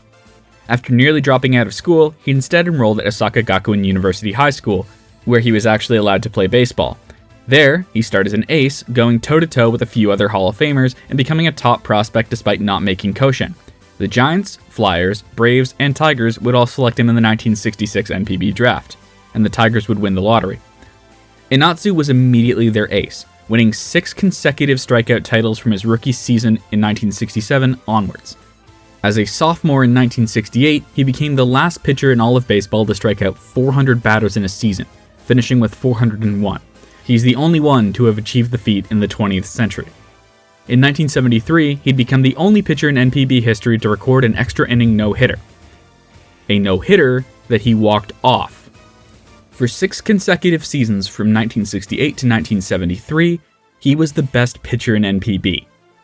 No one else has led NPB in F4 more than 4 times. But by 1975, his health issues were really getting to him. His refusal to become the Tigers' closer would see him get traded to the lowly Nankai Hawks in 1976. Inatsu chafed, but eventually begrudgingly accepted the trade. He'd only be with the Hawks for 2 years before forcing himself off the club and onto the Hiroshima Carp. There, he won 2 rings as well as a Central League MVP. Then he won Pacific League MVP after a trade to the Fighters, becoming the first player to win MVP in both of NPB's leagues. At the end of his career, Enatsu would be the testbed for Don Nomura to see if his retirement loophole worked. Enatsu would try out for the Milwaukee Brewers, but would only be offered a minor league deal, so he decided to retire for good. Enatsu isn't in the Japanese Baseball Hall of Fame because of character issues. While he was never suspended, he was friends with known Yakuza during the Black Mist scandal, and that got him a warning, and he did do 2 years in prison for drug possession in the 90s. While it hasn't stopped the Tigers, the Carp, and the Meikyukai from honoring him, it does mean he probably won't get into the Hall. Nicknamed the Hitting Machine, Kihachi Enomoto came from humble beginnings in his grandparents' rural farm in Chiba. His mother died of illness when he was 5, and his father was captured in Manchuria and spent years in a gulag before finally being sent home. In 1943, his friend's older sister took him to see a game at Korakuen Stadium. Enamored by what he saw, he decided there and then that he wanted to be a pro baseball player and lift his family out of poverty. Entering high school, Enomoto wasn't considered a good hitter. None of the scouts would pay attention to him, and so he went cap in hand to Hiroshi Arakawa to ask if he could join the Mainichi Orions. Arakawa initially brushed him off and told him, "Get up at 5 a.m. and swing 500 times before you go to school for the next 3 years, and I'll consider it." So Enomoto did just that, and got his tryout. For the next 17 years, Enomoto was the face of the Orions, becoming the best first baseman in the Pacific League for most of that time. As an 18-year-old, he put up a 165 WRC+, 6 WAR, and 1 PL Rookie of the Year, and he barely slowed down after that. In a time where the PL was dominated by a flurry of aces, Enomoto was the counter. His best season would come in 1960 when he utterly destroyed the PL and was the best hitter on the Orions. But he wouldn't win PL MVP because he only hit 11 homers. He finished his career with a 148 WRC+ and 84.5 WAR. When he retired, the only position player with more WAR than him was Tetsuharu Kawakami.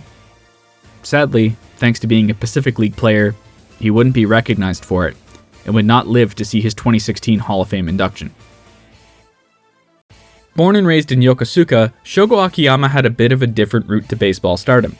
Firstly, he didn't attend Yokohama High, as many top prospects from Kanagawa did. Instead, he went to Yokohama Sogakukan High, who didn't make Koshin. After that, he went north to Hachinohe University in Aomori, where he would dominate the Northern Tohoku League as a freshman, and finished his university career with a batting average well over 400. That got him drafted in the 3rd round by the Saitama Seibu Lions. Like Aoki before him, Akiyama would become one of the best leadoff hitters in NPB by his 2nd season, but nobody was ready for his 2016 season, where he set a new NPB record with 216 hits, more than 60 more than his previous best. His elite contact hitting would continue for the rest of the decade. However, the Lions could never do anything in the postseason. After back-to-back PLCS exits, Akiyama would declare free agency and join the Cincinnati Reds. His time in Ohio was not good. While he wasn't the worst hitter in baseball, like some people claim, he wasn't good, although his elite defense kept him above replacement level. There were a lot of reasons why, but let's just say after failing to crack the Padres roster in 2022, he would return to NPB, signing with the Hiroshima Carp. Since then, Akiyama has been both a solid player and a leader on a Carp team that is probably the most unpredictable squad in Japan, and he'll probably end up finishing his career in red. Hailing from eastern Osaka, Yutaka Fukumoto grew up with speed as a constant in his life. He would play triangle baseball in his youth and run deliveries for both his dad's ramen shop and his mom's futon repair business. Despite making Koshin in 1965 with Daitetsu High School, Fukumoto went undrafted and would instead join Matsushita Electric's corporate ball team. There, he would be a star and got noticed by the Hankyu Braves when they came to scout his teammate Hideji Kato. They would end up taking both in the 1968 draft, which ended up being one of the deepest of all time. Fukumoto would be their 8th round pick, and by 1970, he'd be the club's starting center fielder, who would immediately make his mark, stealing 75 bases. His stolen base total wouldn't drop below 60 for the rest of the decade, and wouldn't drop below 50 until 1984. He would win the PL stolen base title every year from 1970 to 1982, 13 years in a row.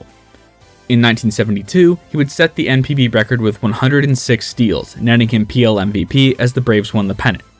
In fact, Fukumoto has the top 3 stolen base seasons in NPB history. Fukumoto was a cornerstone of the mid-1970s Braves dynasty, helping them win 4 consecutive pennants and 3 consecutive titles in that time, as well as another pennant in 1984. When he broke Lou Brock's stolen base record in 1983, he told the press that he wanted to finish his career with 1,107 steals, because his birthday was November 7th. Unfortunately, he would only steal 9 bases in the last 2 years of his career, and would decide to retire when the team mistakenly announced that he would, after the 1988 season. He and Rickey Henderson remained the only members of the 1,000 Steals Club, and he would be elected to the Japanese Baseball Hall of Fame in 2002. The 7th child of a candy store owner from northern Akita Prefecture, Hiromitsu Ochiai spent all of his early life fighting the powers that be. First his older siblings, then his seniors at junior high, then his seniors at Akita Tech. It comes as no surprise that when facing down this predicament for a 4th time as a freshman at Toyo University, he said, "Screw this," dropped out, and went to play corporate ball for Toshiba. He would dominate the Tokyo corporate ball scene for years and make himself impossible to ignore, eventually getting drafted by the Lotte Orions in 1978. After breaking out in 1981, Ochiai would win not 1, not 2, but 3 offensive Triple Crowns, before forcing his way off the Orions to join the Chunichi Dragons in 1987, where he would again be excellent for 7 seasons. But the Dragons would fall short again and again. So in 1993, following his age 38 season, he would declare free agency and sign with the Giants. The move was widely panned at the time, but Ochiai would give the club nearly everything he had left and finally won his first Japan Series title in 1994. When the Giants let him go after the 1996 season, he would stay in Bunkyo with the Fighters for the final 2 years of his career.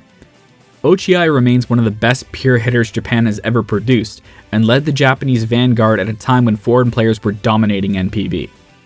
He then went on to become a legendary manager, back with the Chunichi Dragons.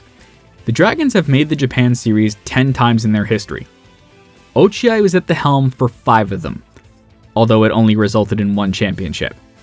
He would be elected to the Japanese Baseball Hall of Fame in 2011. Born in Russia during the Civil War, Viktor Konstantinovich Starokin, better known as Viktor Starfin, spent the majority of his early life on the run, first across the Siberian plain, then to Manchuria, before finally settling in Hokkaido in the late 1920s. Baseball was Victor's way of connecting with his community. His family initially planned on moving to Hyogo so he could attend high school there, but other schools protested his enrollment, so he attended the local Asahikawa High. There, he was one of the best pitchers on Hokkaido, and was all set to commit to Waseda University. But Yomiuri Giants owner Matsutaro Shiriki would use his father's imprisonment for manslaughter to threaten his family with deportation as a way to get him to sign. Given his father's ties to the White Army and the provisional government, this was effectively a death threat, so Starfin signed.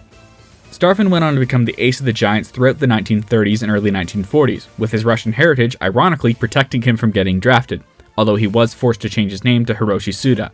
His 1939 season remains the best pitching season in Yomiuri Giants history, winning a record 42 games and putting up 11.8 WAR. He'd follow that up with a sub-1 ERA in 1940. Starfin would be sent to a concentration camp in 1944, and the Giants would refuse to re-sign him after he was released, so he joined the Pacific Baseball Club before eventually becoming the ace of the Daiei Stars in the late 1940s and early 1950s. He'd spend the final 2 years of his career with the lowly expansion Takahashi Unions, and despite still being a decent pitcher, he would be forced into retirement in 1955, as their manager felt he was undermining him. That same year, Starfin became the first NPB player to reach 300 wins. Tragically, Starfin could never adjust to life after baseball, and he would pass away in a car accident in 1957, with many suspecting that he'd taken his own life. He would be inducted into the Japanese Baseball Hall of Fame in 1960, and the stadium in his hometown of Asahikawa bears his name. One of the greatest players of the current era, Yoshihiro Maru hails from the coastal town of Katsuura, Chiba. After helping Keizai University High School make pretty much every high-profile baseball tournament in the mid-2000s, Maru would be drafted by the Hiroshima Carp in the 3rd round of the 2007 high school draft. While he wouldn't crack the roster until 2010, and didn't do so full-time until 2011, once he did, Maru quickly became the offensive face of the Carp, becoming a clear sign of things to come. In 2013, Maru would have his first All-Star caliber season as the Carp finally made their first playoff appearance since 1991. Then he would put up a 7-WAR season, becoming undoubtedly the new face of the team. From there, Maru became a beacon of consistency, as his WAR didn't drop below 5 for the next 8 years, during which time he won 7 Gold Gloves. Another 7-WAR campaign would see him get CL MVP in 2017, and his magnum opus came in 2018, when he put up a 189 WRC+, 8.2 WAR, and won CL MVP again. Then he became a free agent. Most expected him to try and make a run at MLB, but instead he signed with the Yomiuri Giants. While he wouldn't quite reach his level of back-to-back MVP seasons, he still helped them win back-to-back pennants in 2019 and 2020. Just don't ask how those Japan series went. Though he doesn't play center field much anymore, Mori remains a solid piece of the Giants' offensive core going into his age 35 season. The man is already a no-doubt future Hall of Famer, with the only thing left for him to win being a championship. The son of a Tokyo Chinese restaurant owner who came from a prominent Gifu family, Shigeru Sugishita's first introduction to baseball was sitting with his bedridden father and listening to the Tokyo Big Six baseball games on the radio as a toddler. As soon as he could walk, his father asked his mother to take him to Meiji University games at Jingu Stadium, where he further became enthralled. His father passed away when he was only 10, and to honor him, Sugishita became determined to attend Meiji University. While he would eventually do that, the war would get in the way. Still, Sugishita persisted, playing for Teikyo Commercial High School in 1943's Phantom Koshin. He would be called up to the army in 1944, but was deemed unfit to fight by his commander, so he spent the war puttering around a Shanghai warehouse. While the army's grenade-throwing competitions famously ended the careers of a number of pitchers, it was actually the start of Sugishita's career, as he'd mainly been a first baseman due to his weak arm. In a roundabout way, those competitions taught him how to pitch. After the war, he went to work for Isuzu before finally being accepted to Meiji University. There, he starred as the face and the ace of the school throughout the late 1940s, living up to his dad's wishes. This would get him signed by the Chunichi Dragons in 1949. By 1950, Sugishita was the ace of the club, and this was largely thanks to his trademark pitch, the forkball. He became the first Japanese pitcher to get the most out of the pitch, and became the first player to win 2 Sawamura Awards, doing so back-to-back in 1951 and 1952. Then, in 1954, he put up a pitching triple crown, won MVP, his 3rd Sawamura Award, and led the Dragons to their first Japan Series title. But the workload took its toll. While he was still an excellent pitcher after that 1954 season, he steadily slowed down and pitched less and less innings before retiring after 1958. He would make a brief and successful comeback with the Daimai Orions in 1961, but it wasn't enough to convince him to keep playing, and he'd retire for good. He would be inducted into the Japanese Baseball Hall of Fame in 1985. An original Osaka Tiger, joining the team as a pitcher in 1936, Fumio Fujimura would become the first true face of the storied franchise. The son of a worker from the Kure Naval Arsenal, Fujimura's emergence onto the baseball scene was just as explosive, as he overshadowed the likes of Eiji Sawamura and became the poster boy for Koshin in the 1930s. He initially planned on going to Hosei University, but the Tigers swooped in and gave him a contract that was too generous for him to refuse. Originally a superstar on both sides of the ball, Fujimura would stop pitching in 1937, and his early career would be broken up by a stint in the army, during which he nearly got killed 3 times and was rattled with PTSD. However, he kept a stern face, feeling that it was his duty to be the stoic face of the Tigers post-war. That he was, being both a great hitter and an excellent defender at third base. When the rabbit ball was introduced in 1949, he set the Tigers' home run record with 46, which would not be beaten until the aforementioned Masayuki Kakefu came along in 1979. Then came 1950. While the Tigers had been pillaged by other teams, Fujimura stayed loyal and put up the greatest season by a position player in NPB history, worth 12.8 WAR. He would keep playing until 1956, but a rift was growing between him and the Tigers' younger players, who felt that Fujimura, by then a player-manager, was giving himself too much playing time at the expense of them. Fujimura would be forced to retire from playing, although he did attempt a failed comeback in 1958. He would be elected to the Japanese Baseball Hall of Fame in 1974. As stated before, the title of Mr. Tigers is not one that is bestowed lightly, so it won't surprise you that the second one is one of the greatest pitchers of all time. Born in Kobe and raised in Amagasaki, Minoru Murayama spent his childhood playing second base, but when he enrolled at Amagasaki Industrial High School, that changed. His coach, the first permanent one in the school's history, forced him to switch to pitching, commenting, "A kid with shoulders like yours would be wasted anywhere else." Murayama agreed, and helped transform a school from minnows to regular late-round threats in the Hyogo tournament, but they could never win it and make Koshin. He originally wanted to attend Rikyo University, but they wouldn't offer him a scholarship, claiming he was too short, so he stayed local and attended Kansai University, and utterly dominated the Kansai Six.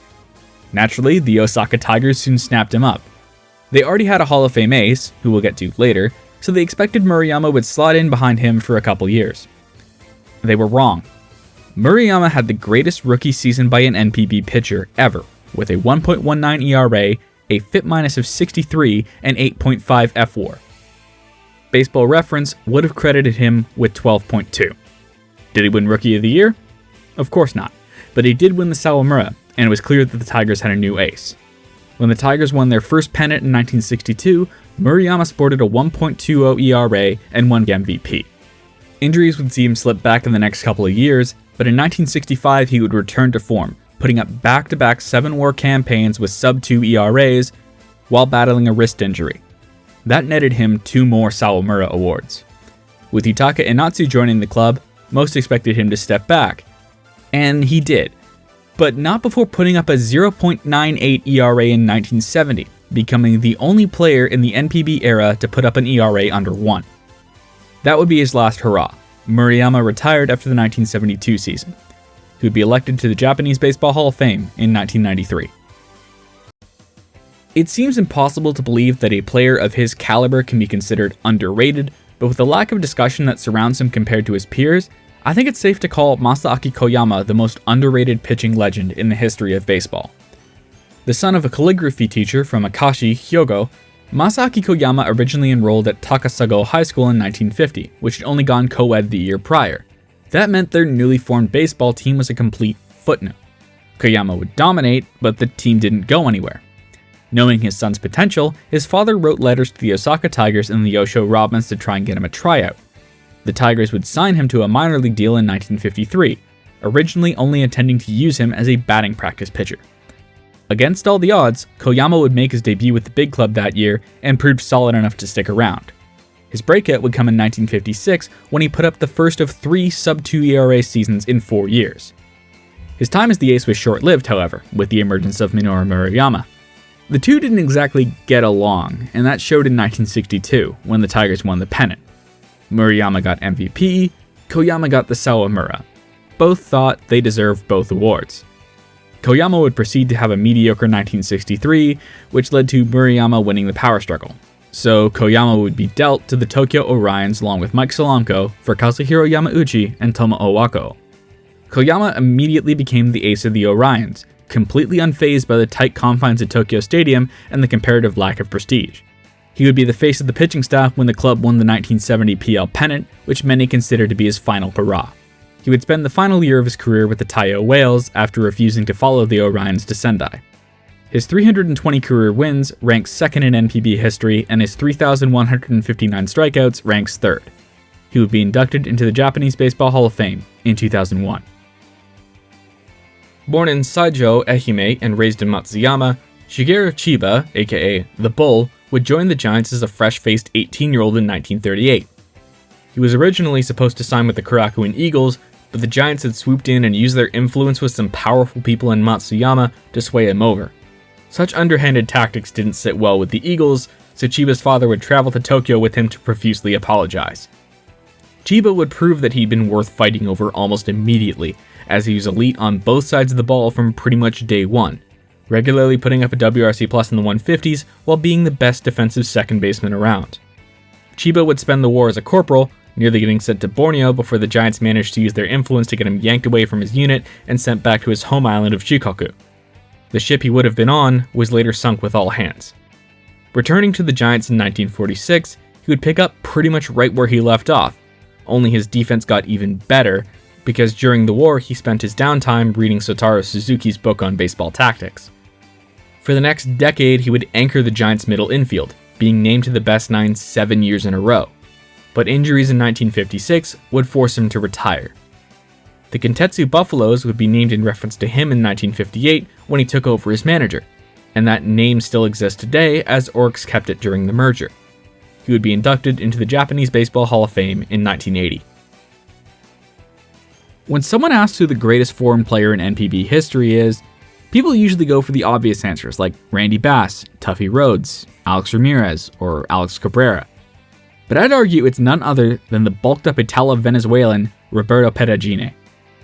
Originally signed by the Astros as an international free agent in 1990, Pettigene would debut for them in 1994, but after stints with the Padres, Mets, and Reds bore little fruit, he decided to sign in Tokyo in 1999. His first 4 years with the Swallows were utterly dominant. Pettigene took advantage of the lively balls and some pharmaceutical help to put up 3 8-WAR 190 WRC plus campaigns. He would then head one award over to Bunkyo and put up 2 more solid seasons with the Yomiuri Giants before being let go after the team had a disappointing 2004, because they loaded up with power hitters and didn't think about the consequences of doing that. After a failed MLB comeback and some time in Mexico and Korea, where he set the LG Twins foreign player home run record in 2009, he would come back for a final year with the Fukuoka SoftBank Hawks in 2010, where he was solid but unremarkable as a DH. To put in perspective just how dominant Pettigene's peak was, when it comes to total WAR amongst foreign players, he sits 4th. Everyone above him played at least 4 more years than him. NPB has never seen a 40-40 season. Because of that, their ultimate all-around offensive achievement is called the Triple Three, a 30-30 season where a player also bats 300. Only one guy has done it multiple times. His name is Tetsuya Yoneda, and he did it, fittingly, 3 times. A first-round runoff pick in 2010 out of Riseisha High School in Osaka, Yamada joined a Swallows squad that had been reeling from losing their biggest stars of the 2000s one after another. But that meant that he was primed to be their future. And in 2014, he broke out big. 324, 29 homers, a 149 WRC+, 6.7 WAR. How does one top that? Simple. The greatest season by any NPBer in the 2010s. While no one has put up a 12 WAR campaign since 1963, Yamada came the closest out of anyone. Not only did he handily put up a triple 3, but he also beat out Ryosuke Kikuchi as the best defensive second baseman in the CL. He nearly single-handedly took that offense to the 2015 CL pennant, and while they would easily be manhandled by the Hawks in the Japan series, there was a new face of the Central League. 2 more triple 3 seasons would follow in 2016 and 2018, and a 4th 30-30 season in 2019 solidified Yamada's legacy as a 5-tool legend. A legend that was cemented when he captained the Swallows to a Japan series in 2021. While Yamada has slowed down with age and can't really steal bases anymore, he remains a solid defender and plus bat who will undoubtedly be enshrined in the Japanese Baseball Hall of Fame when all is said and done. The first Korean-Japanese Hiroshiman superstar, Hun Jang, better known as Isao Harimoto, is the only NPB member of the 3000 hit club. Thanks to his Korean heritage, a childhood burn that left his right hand nearly useless, surviving the atomic bombing of his hometown, and watching his sister die of atomic burns, it's safe to say Harimoto didn't have the easiest start to life. He channeled that into his personality. He regularly got into fights in high school, where he survived a stabbing and being hit in the face with a brick. His family, concerned for his safety, would send him to Osaka to finish high school, which he described as saving him from a life of crime. Originally planning to return home and play pro ball, the Toei Flyers offered him a better deal, and he joined up with them in 1959. Player and team were a perfect fit, as Harimoto's rough-and-tumble attitude meshed well with the team that had gained the nickname the Komazawa Barbarians. Harimoto would become a contact and power-hitting dynamo. From 1960 to 1974, his WRC Plus never dropped below 150, and he put up 2 200 WRC Plus seasons during that time. Only 7 other players have done that in NPB history. Harimoto would be a no-doubt MVP when the Flyers won the PL pennant in 1962, and he would lead them to victory over the Hanshin Tigers in that year's Japan series. A decade later, new ownership and a desire to purge the old guard led to Harimoto being traded to the Yomiuri Giants for Kazumi Takahashi. There, Harimoto would help the aging Giants win 2 more pennants in 1976 and 1977. He would pick up his 3,000th hit and 500th home run with the Lotte Orions in 1980 and would retire in 1981. He would be elected to the Japanese Baseball Hall of Fame in 1990. When people talk about the greatest shortstops in the modern era of baseball and exclude Hayato Sakamoto, they are doing themselves a disservice. The former Giants captain has long established himself as one of the greatest players in his team's illustrious history. Drafted in the first round of the high school draft in 2006 out of Kosei Gakuen High School in Aomori, far away from his hometown of Itami, Hyogo, Hayato Sakamoto joined a Giants team that was in a transition phase. The strategy of buy every free agent wasn't quite working out, and they needed a fresh young face to take the team to new heights, and that's exactly what Sakamoto gave them. By his age 21 season in 2009, he was already the face of the franchise, winning a best 9 as he helped the Giants win their first title since 2002. By 2012, he had an MVP caliber season as the Giants won yet another title, and was clear to everyone that the Giants of the 2010s would be defined by him and him alone. Throughout the decade, Sakamoto was consistently excellent, but there was one gripe about him: he didn't really hit for power. Well, he proved that was by choice when he cranked 40 homers in 2019, finally netting him the MVP he'd long deserved. While Sakamoto has been up and down in recent years, there is a decent chance he could become the first NPB player to reach 100 WAR since Koji Yamamoto all the way back in the 1980s, and he has an outside shot of becoming just the second player to join the 3,000 hit club solely in NPB. He already sits 8th on the career WAR leaderboard and should have a few more years left in him. Even though that won't be at shortstop as he's moved to third base, he's not quite done just yet. The greatest Japanese catcher of all time is not up for debate. If you don't think it's Katsuya Nomura, you are wrong. Whether it's by traditional or advanced stats, he crushes every other catcher in the league. The numbers just speak for themselves. Growing up poor in northern Kyoto Prefecture, Nomura poured himself into baseball as a way to try and lift his family out of poverty, having to beg and plead for an athletic scholarship to Minayama High School. However, it would all pay off once he signed with the Nankai Hawks in 1954. By 1956, he was their starting catcher, and in 1957, he would blast 30 home runs. The rest is history. Nomura's 52 home runs in 1953 was the NPB record for a year, but it was the Pacific League record until 2001, and remains the overall record for catchers anywhere in the world. His 657 career home runs ranks second in NPB history and 8th across all of baseball, and he also sits second on both the hits and RBI list. But Nomura was more than just an offensive catcher. Nomura was one of the best defensive catchers in NPB into his 30s, and remains the last player manager to win a pennant when he pulled off the feat in 1973, in the process winning his 5th PL MVP. While problems in his personal life would lead to him falling out with the Hawks and being traded away in 1978, Nomura would continue to have success as a manager, building the Yakult Swallows into NPB's team of the 90s. In short, Nomura is one of the greatest catchers of all time, and personally, I'd put him number 2 in all of baseball after Johnny Bench. He would be inducted into the Japanese Baseball Hall of Fame in 1989. The greatest shortstop in NPB history is a hotly debated topic, and I see how it can be. But there's one guy who is so utterly dominant on both sides of the ball that it kinda defies explanation. His name was Yasumitsu Toyota. Joining the Nishitetsu Lions as an 18-year-old out of Mito Commercial High School in Ibaraki, Toyota hit 27 homers, had a 159 WRC+, and put up 6 WAR as a rookie.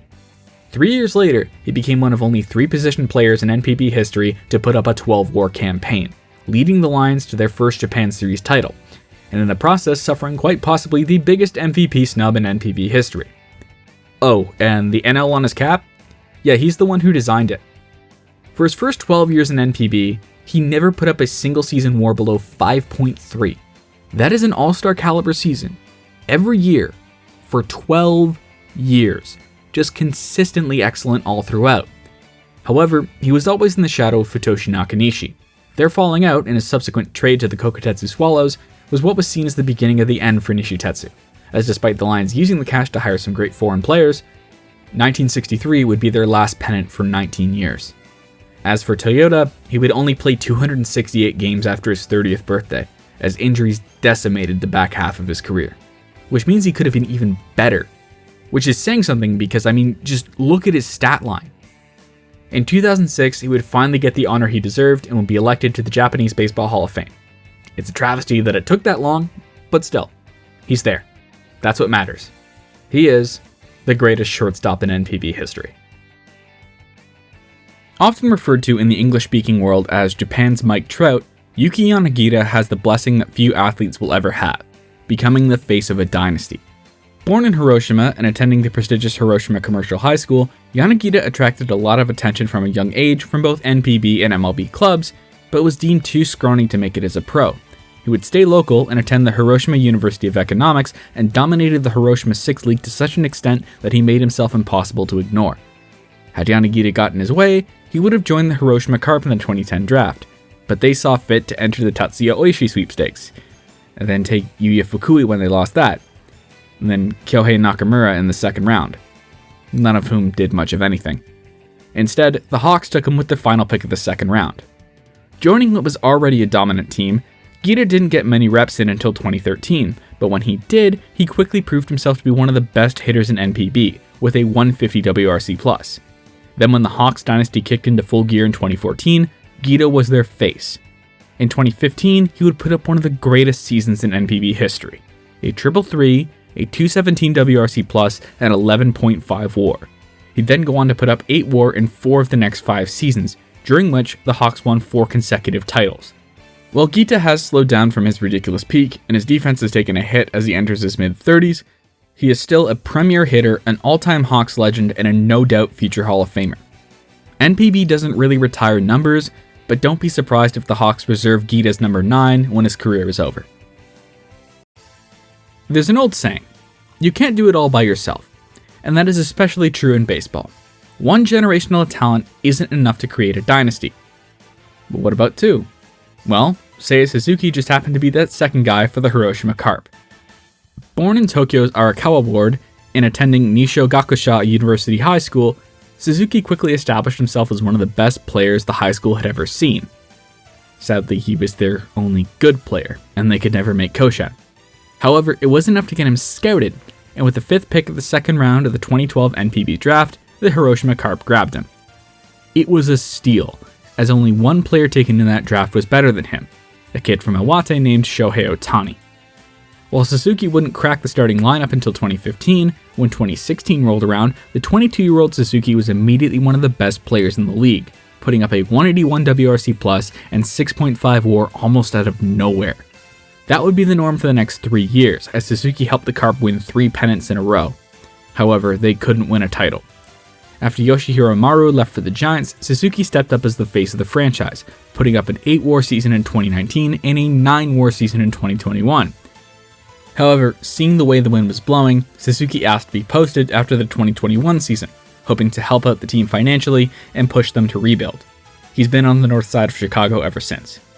Suzuki has since established himself as an MLB regular, but he still lives in Hiroshima in the offseason. It's expected that if he returns to NPB later in his career, it will be in red. I'm going to be real. If this were a list of the greatest Japanese players ever, it would take a lot not to put this guy number 1 overall. But he'll just have to settle for being the best right fielder in NPB history. You may know him as the Alien, the King of the 90s, or simply Ichi. Yeah, it's Ichiro. Born in the Nagoya suburb of Toyoyama and attending Aikadai Maiden High School, Ichiro was part of a team that wrestled dominance of the Aichi high school baseball scene away from Chukyudai, acting as a two-way superstar. Wanting to play for his hometown Junichi Dragons, he told scouts before the 1991 NPB draft that he'd only sign if he was taken in the first 4 rounds or taken by the Dragons. It took the top scout begging the GM of the Oryx Blue Wave to take him, uncontested, in the 4th round. In his first 2 years with the Blue Wave, Ichiro didn't make much of an impact. But then, minor league hitting coach Kenichiro Kawamura fixed his swing, and it was like night and day. In 1994, he became the first player in NPB history to get 200 hits in a season, netting him the ultra-rare non-pennant MVP. Then he won 2 more MVPs in the following years, as the Blue Wave won back-to-back pennants, ending up with the Japan Series in 1996. From 1994 to 2000, Ichiro won 7 consecutive batting titles, 7 best nines, and 7 gold gloves, and he would lead the PL in hits and on-base percentage 5 times. He also became the only player in NPB history to lead the league in steals and RBI in the same season. When the Blue Wave realized they were probably going to lose him for nothing if they didn't, they took the massive step of posting their superstar. He'd signed with the Mariners, and the rest is history. I don't care what the people from South Ohio think. He is the all-time hit king. He is the only player to be enshrined in Cooperstown and at the Tokyo Dome, and he did it with over 90% of the vote in both cases. He is a big part of the reason I am doing this today. There will never be another player like him. Nicknamed Mr. Red Helmet, Koji Yamamoto was born in the Hiroshima suburb of Itsukaichi in 1946. His family were Carp fans from day one, and whenever his father could get time off work, he would take his entire family down to games at Hiroshima General Stadium and later Hiroshima Municipal Stadium. Koji, seeing his team lose more often than not, dreamed of being the one to lead them to greatness. Despite being scouted by the Nankai Hawks at a high school, Yamamoto would instead go to Hosei University, destroy the Tokyo Big Six League, and would get taken by the Carp second overall in the absolutely stacked 1968 draft. The rest is history. A regular from day one, Yamamoto was a true 5-tool player. He could hit for power, hit for contact, run incredibly well, and is probably the greatest defensive center fielder of all time. Having an RDEF over 15 as an outfielder is incredibly rare. It's only been done 38 times in NPB history. Yamamoto did it 4 times, including 1974, which is the 3rd best defensive season by an outfielder in NPB history. Again, of the 38 seasons in which an outfielder put up an RDEF over 15, only 6 saw a player hit more than 25 homers. Yamamoto is 4 of them, including hitting 44 homers in 1977, setting a franchise record that still exists today. That would be the first of 5 consecutive 40-homer 1000 OPS seasons. Koji was the captain for all 3 of the club's Japan Series titles, and he would retire after their infamous loss in Game 8 at the 1986 Japan Series, finishing with a Carp franchise record of 536 homers. He would be elected to the Japanese Baseball Hall of Fame in 2008, and his number 8 is retired by the Carp. Statistically, the greatest pitcher in NPB history, if I were listing off players purely by WAR and nothing else, Masaichi Kaneda would be number 1. Born Kyunghong Kim to Korean immigrants in the suburbs of Nagoya, Kaneda was unable to play baseball until junior high thanks to the war, but once he did, he quickly became the best pitcher in Nagoya. With the JPBL's expansion into NPB, many of the new teams started to try and raid the high school ranks for talent, and after losing in the IG qualifiers in 1950, the 17-year-old Kaneda would drop out of high school and join the Kokotetsu Swallows. What followed was a decade of domination. With a fastball that could reportedly reach 100 miles an hour, Kaneda became carving up NPB lineups with reckless abandon. In his first half season with the club, he would strike out over 100 batters. From then on, he would never have fewer than 200 strikeouts as a Swallow. That netted him 10 strikeout titles in a 14-year span. Kaneda would become the first to win 3 consecutive Sawamura Awards from 1956 to 1958, capping it off with a pitching triple crown. As the 1960s dawned, the Sankei Shimbun would buy into the Swallows. Sankei had a habit of publishing, let's just say, tasteless columns about the Korean-Japanese community, so Kaneda would start to look for a way out. At this point, he had already broken Walter Johnson's strikeout record and had offers from some MLB teams, but turned them down because the pay wasn't much better, and he wanted to reach 400 wins solely in NPB. The final straw would be the Swallows moving into Meiji Jingu Stadium. Kaneda would demand a trade to the Giants. While the last 5 years of his career were not great by his standards, he still won an ERA title and 5 Japan Series titles. Kaneda would be forced into retirement after winning his 400th game, as the Giants wanted to make space for younger arms, and Kaneda, even though he didn't want to admit it, was washed. Kaneda would be elected to the Japanese Baseball Hall of Fame in 1988, the year after Nolan Ryan broke his strikeouts record. God, Buddha, Inao. To get a headline like that written about you, you have to be a special kind of player. And that's just who Kazuhisa Inao was. The son of a fisherman from Beppu, Inao was literally born at the fish market when his mother was selling his father's catch. As you can imagine, he didn't grow up in the wealthiest of households, so his father began taking him out fishing at a young age. The constant rowing is what Inao later credited for his legendary endurance. Inao was more than willing to follow in his father's footsteps. But then, Beppu's Hoshino group won the Intercity Baseball Tournament. Inao idolized their ace Atsushi Aramaki, and when Aramaki was snapped up by the Mainichi Orions soon after, Inao felt that pro baseball wouldn't be such a pipe dream after all. He would attend Midorigaoka High School and help them make several deep runs at local tournaments. This got him noticed by the Nankai Hawks. He was all set to sign with them, but then the Fukuoka-based Nishitetsu Lions contacted him. Wanting to stay in Kyushu, he signed with the Lions without a second thought. Joining a team that was arguably the best in Japan at the time, it was thought that Inao would take his first year slow and learn from his peers. Nope, he set the Pacific League record with a 1.06 ERA and 262 innings of work, netting him Rookie of the Year as he led the club to their first Japan Series. The next 2 years would see him grab 2 more, winning PL MVP both times and a Triple Crown in 1958. He wouldn't finish a season with an ERA over 2 until 1960. He immediately followed that down year by putting up another pitching Triple Crown, in which he put up a 1.69 ERA in 404 innings. Ina would nearly win a third Triple Crown as he led the Lions to their final pennant in Fukuoka in 1963, losing the ERA title to Masahiro Kubo. It was then that the workload finally caught up with him. He would miss almost the entire 1964 season. While he would grab one more ERA title in 1966, he was never the same again, and he would retire at just 32 years old in 1969. He would be inducted into the Japanese Baseball Hall of Fame in 1993. Known as the Batting Master, Mr. Orions, or simply the All-Star Man, Kazuhiro Yamauchi is one of the greatest outfielders not just in NPB history, but in the history of baseball itself. Growing up poor in Ichinomiya, he starred for Aichi Tech as a pitcher and would drop out to try and join his hometown Shinichi Dragons. They wouldn't take him, so he went to Gifu to join Kawashima Spinning's Industrial League team. There, he became an outfielder. Playing for an Industrial League team that wasn't particularly prestigious paradoxically allowed Yamauchi to get noticed by more scouts, and he would join the Mainichi Orions in 1951. By 1954, he was the face of the franchise, smacking 28 homers and winning an RBI title while also putting up a 179 WRC+. His WRC+ would not drop below 170 until 1963. That is how consistently excellent Yamauchi was. You'd think an outfielder with that kind of hitting prowess would be seen as a defensive liability, right? Nope. Yamauchi was a consistent plus defender, and at the turn of the 1960s, he was one of the best defensive outfielders in NPB. His 10.6 WAR in 1956 is also an Orion's Marines franchise record. Yamauchi would also be involved in the first blockbuster trade in NPB history, being dealt for fellow Hall of Famer Masaaki Koyama in 1963. Now with the Hanshin Tigers, Yamauchi would once again be the face of the offense and help them win the CL pennant in his first year with the club.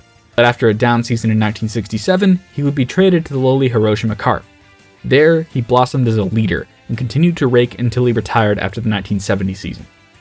Yamauchi was the first NPB player to hit 300 homers in his career, finishing agonizingly close to 400. He would be inducted to the Japanese Baseball Hall of Fame in 2002. The son of a new religion bishop from Ishikawa Prefecture, Hideki Matsui is one of a long line of future Yomiuri Giants superstars who grew up rooting for the Hanshin Tigers. Attending the comically dominant Seiryo High School in Kanazawa, Matsui wowed the nation with his hitting and pitching ability at Koshin.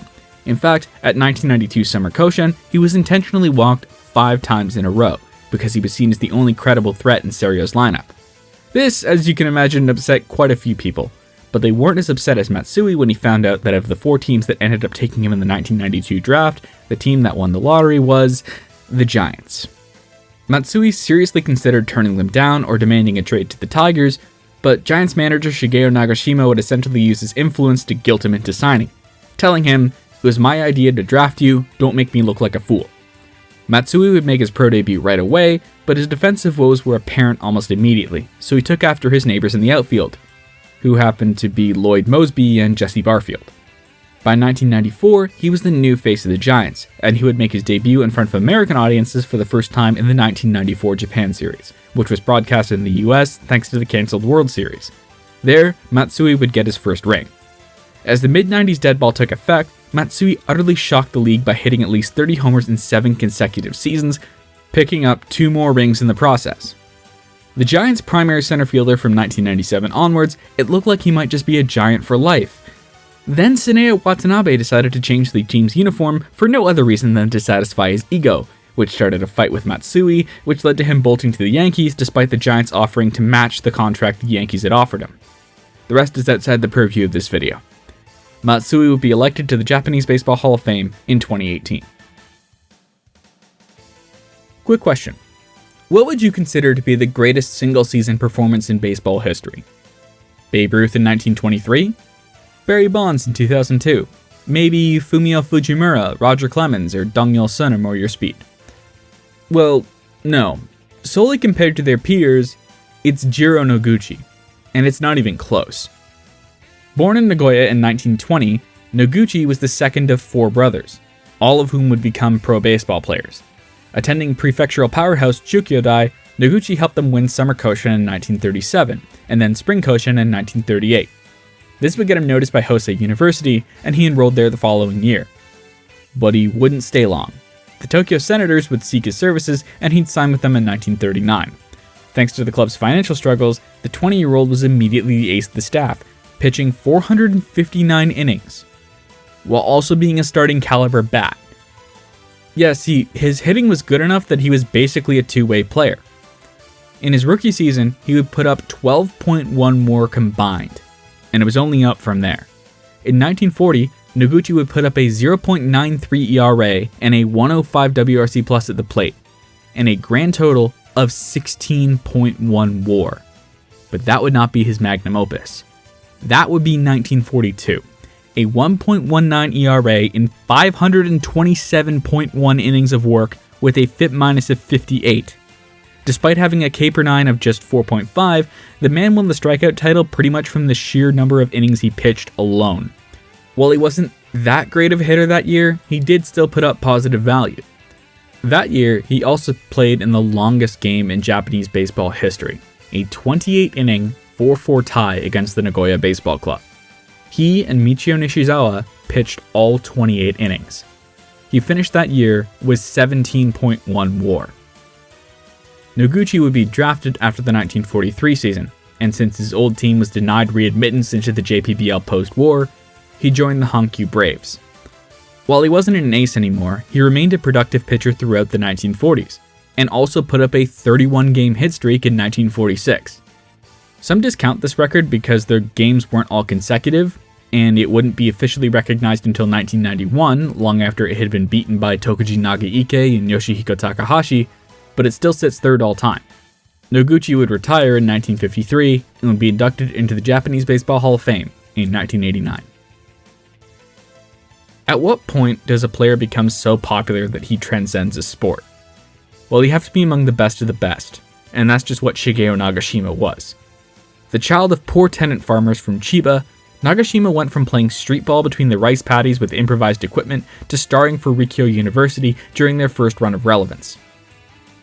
In 1958, the Giants snatched Nagashima out from under the noses of the Nankai Hawks, and he became the best player on the team almost immediately, with his 1958 season being the greatest rookie campaign in NPB history.